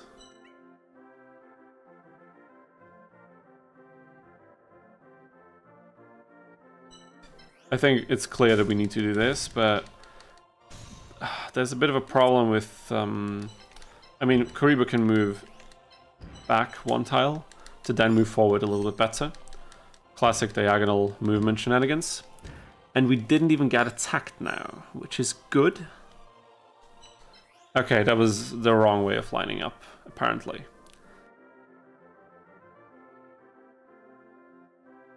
But if we stay here, we can't stay there. It's not feasible. We'll get attacked twice, and that will ruin the piece. I think at least, but I'm pretty sure, yeah. It would ruin it for sure. Now also the field has... it doesn't actually have water. I thought it would have some water power. But that's okay. So, what we can do is... What can we do? What can we do?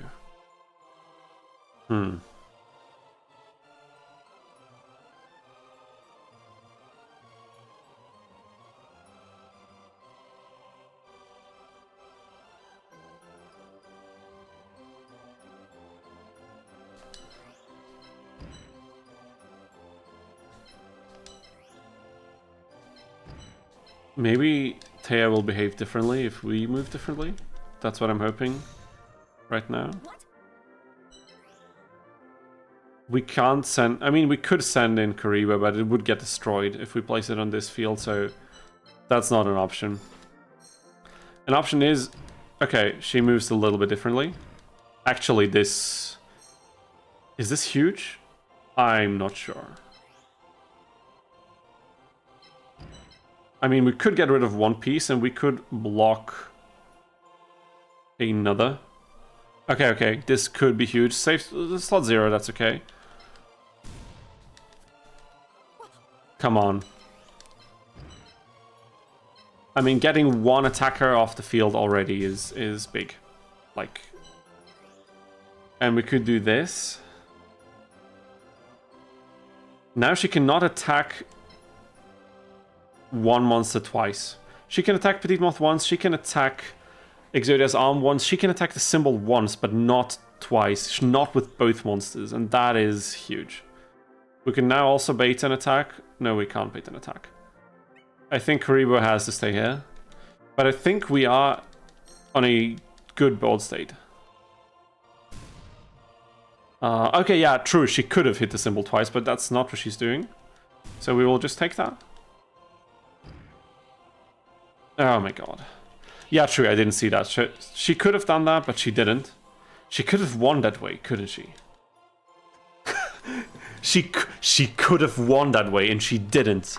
Oh my god. Taya, not as intelligent as we thought, or maybe she's just throwing us a bone, and she's confident she can win anyway, but let's prove her wrong by winning ourselves.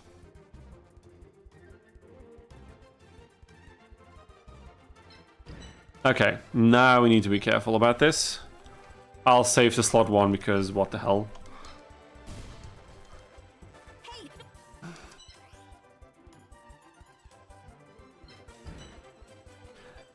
The question that I have now is, can this water monster one-shot our wood monster? And I sincerely hope the answer is no, because this strategy heavily depends on that. On the fact that it can't, and I just don't know if that's true. Oh, but we could also do something else. Look what we can do. Just to be safe. No, but we're not safe that way. It's not enough. It's not enough. I'm a moron. Oh my god. Oh my god. Oh my god. Okay, she can win here. I think I just made a grave mistake. I did, yes. Okay, sorry. Sorry for this.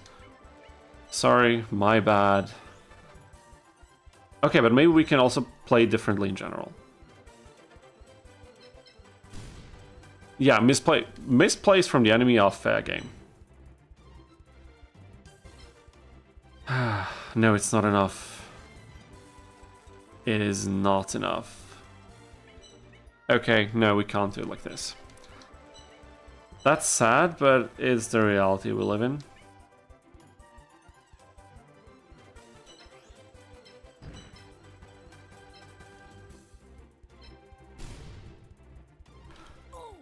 What's more important, holding on to the darkness monsters or to the moth right now? I think we will have to lose one of them.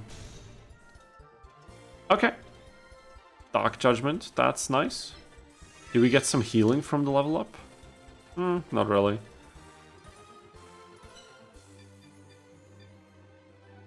$23. That would put us at 116. She has 114 attack. If the math is mathing, this should be enough. Come on, guys. Come on. Okay, she goes for good. Yes, we got it. We got it. Now it's over. Now it's freaking over. 3 attacks. Now we just need to distribute them. We did it. Taya is beat with Grandpa's lineup. No collaterals. Nothing. We hold on to every single piece. Oh my god. That was tedious as hell. Holy crap. Holy crap. I think we need Karibo level up. We need it desperately. And we got it. Misplay from Taya. She could have gotten us. I don't know why she didn't. Honestly, Margin Wamu, if you have any idea why the AI behaves like this sometimes, I would be really curious to know. But whatever the reason may be, we are taking it. Opponent number 4 is officially going down. And this challenge is getting somewhere. Now, both of our lost monsters will be ready for the next fight. We're not surrendering, we're beating the next opponent with fewer monsters so that we can recover, and we will have the full lineup from Grandpa versus Grandpa. The mirror match, and something is telling me that we'll be able to win it. Because we have a few level ups that Grandpa doesn't. How ironic that his fight will be the easiest, but that's okay. Anything we need maybe for future runs? Probably not. Let's take another moth, I don't know. Okay, guys, that was huge. That was big. We will do Grandpa, and I think that could also be a nice, would be a nice finish for this challenge for today as well, because my throat is already quite sore. And while we're on that, I will take a short break right now, just a couple of minutes to again let some fresh air in the room, and also to recover my voice, go to the bathroom, and all of that good stuff. So I will see all of you guys in a few minutes. Don't go anywhere, and then we will do probably the most interesting fight of today. Then see you in a few minutes.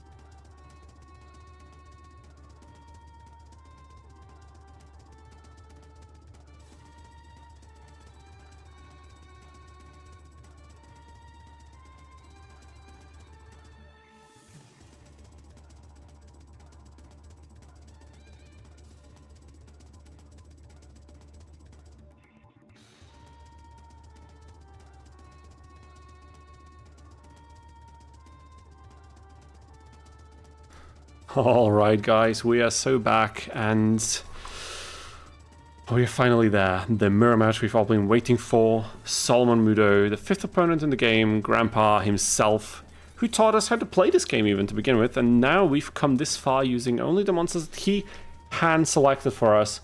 And now we'll see who's better at using them. So wish us luck, because... no, actually this will probably be the easiest fight so far, but you know, let's just wait and see what happens. Also guys, this will very likely be the last thing we'll do today on the stream, because I'm already a bit tired, throat is sore and all these things, so probably gonna wrap this up after this fight. I think it's a good moment, you know, it's very symbolic, it's very touching finale for today's... oh my god. Okay, nice. Let's do slot 2. I think we do want to attack first, either way. And I think this will be over rather quickly. I hope at least. 1... is that the one? I think it is, right? Yeah. 2... 3... 4... 5. Let's go.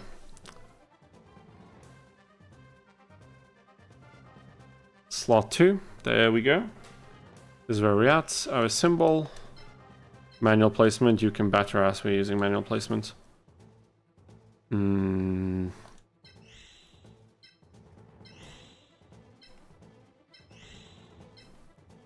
I was thinking something like this, maybe. Is this a good lineup? I hope it is. Time to beat Grandpa at his own game with his own deck. Deck of eggs, capsules, whatever. That's okay. Like this soundtrack at double speed is just so nice. Okay. We can still summon everything at turn 1, amazing. But I think we'll want his monsters to rush forward, so we're not particularly in a hurry.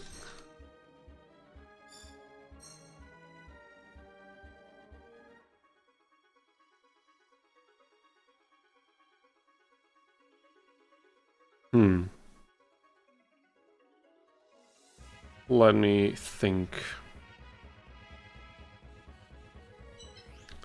How about we move here, then his Karibo will move over there, and then we'll be able to dish out the first attack immediately.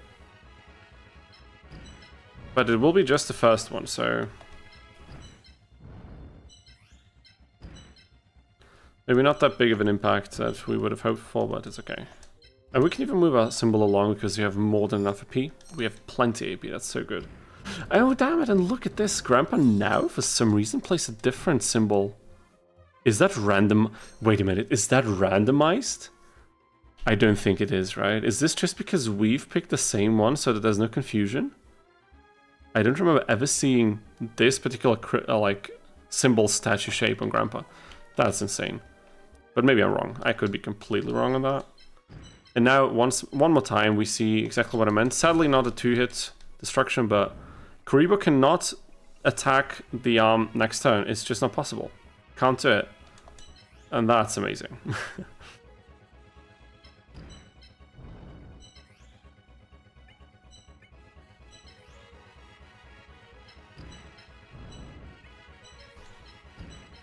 In fact, he cannot attack anything. I should have moved that one more to the right, so I don't know why I didn't. Forgot about it. I forgot that it would be possible, but that's okay. Okay. And why is the opponent always moving the map at a weird angle that you couldn't have gotten previously? That's so strange to me. Okay. I mean... we will get attacked this way, but it's okay. I think... first monster down. Sweet, sweet revenge.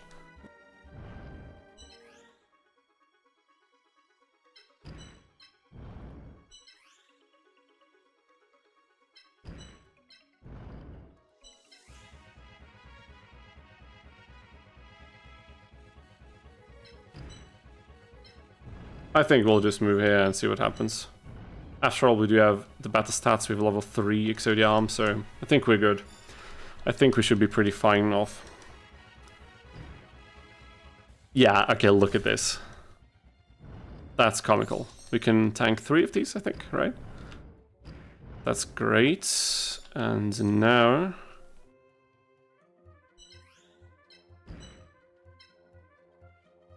Okay, this thing will require a few more hits, so I'm not quite sure how we're going to deal with this, but I think for now this will be the strategy. Just dish out a few attacks. Sadly, we can't get a third attack in. That would be enough with one of our other monsters, but we're just not there yet. But how about we just move in a bit closer? But just close enough so that we don't take any additional attacks. And I think we've set ourselves up pretty well, I reckon. Okay, that does hurt. Okay, I see where this is going. But we might be able to just ignore this and then maybe heal back up. Or maybe not. I have no idea. Okay. I mean, this thing is destroyed for sure.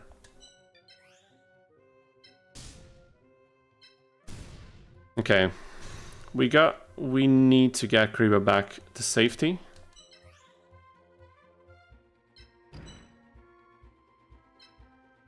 We can probably two-shot this thing. And I do believe that we can also two-shot this thing, so I'll just try. Okay, wrong order of events. Let's do that one more time. So we can level up our Karibo, hopefully, a bit. Oh, we can't. We can't, actually. Okay, that's a bummer. Then we have to do it this way, then. That's the only way. Or maybe, actually, forget what I just said. We can do this. Then we can do this.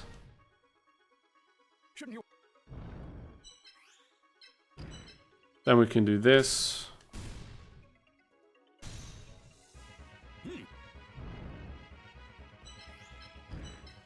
Then we can do this. And then we can do this, and I think at this point, Grandpa, it's GG. Like, you can surrender immediately. Guys, we did it.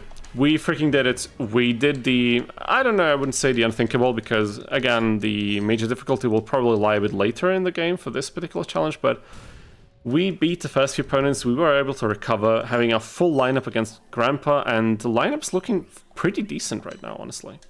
It's not looking half bad at all. And we can win. We can win this turn. And that's what we will do. Exactly what we're going to do. At least I think we can win this turn. Come on now. Maybe we can't win this turn. We can. GG. Guys, this is it.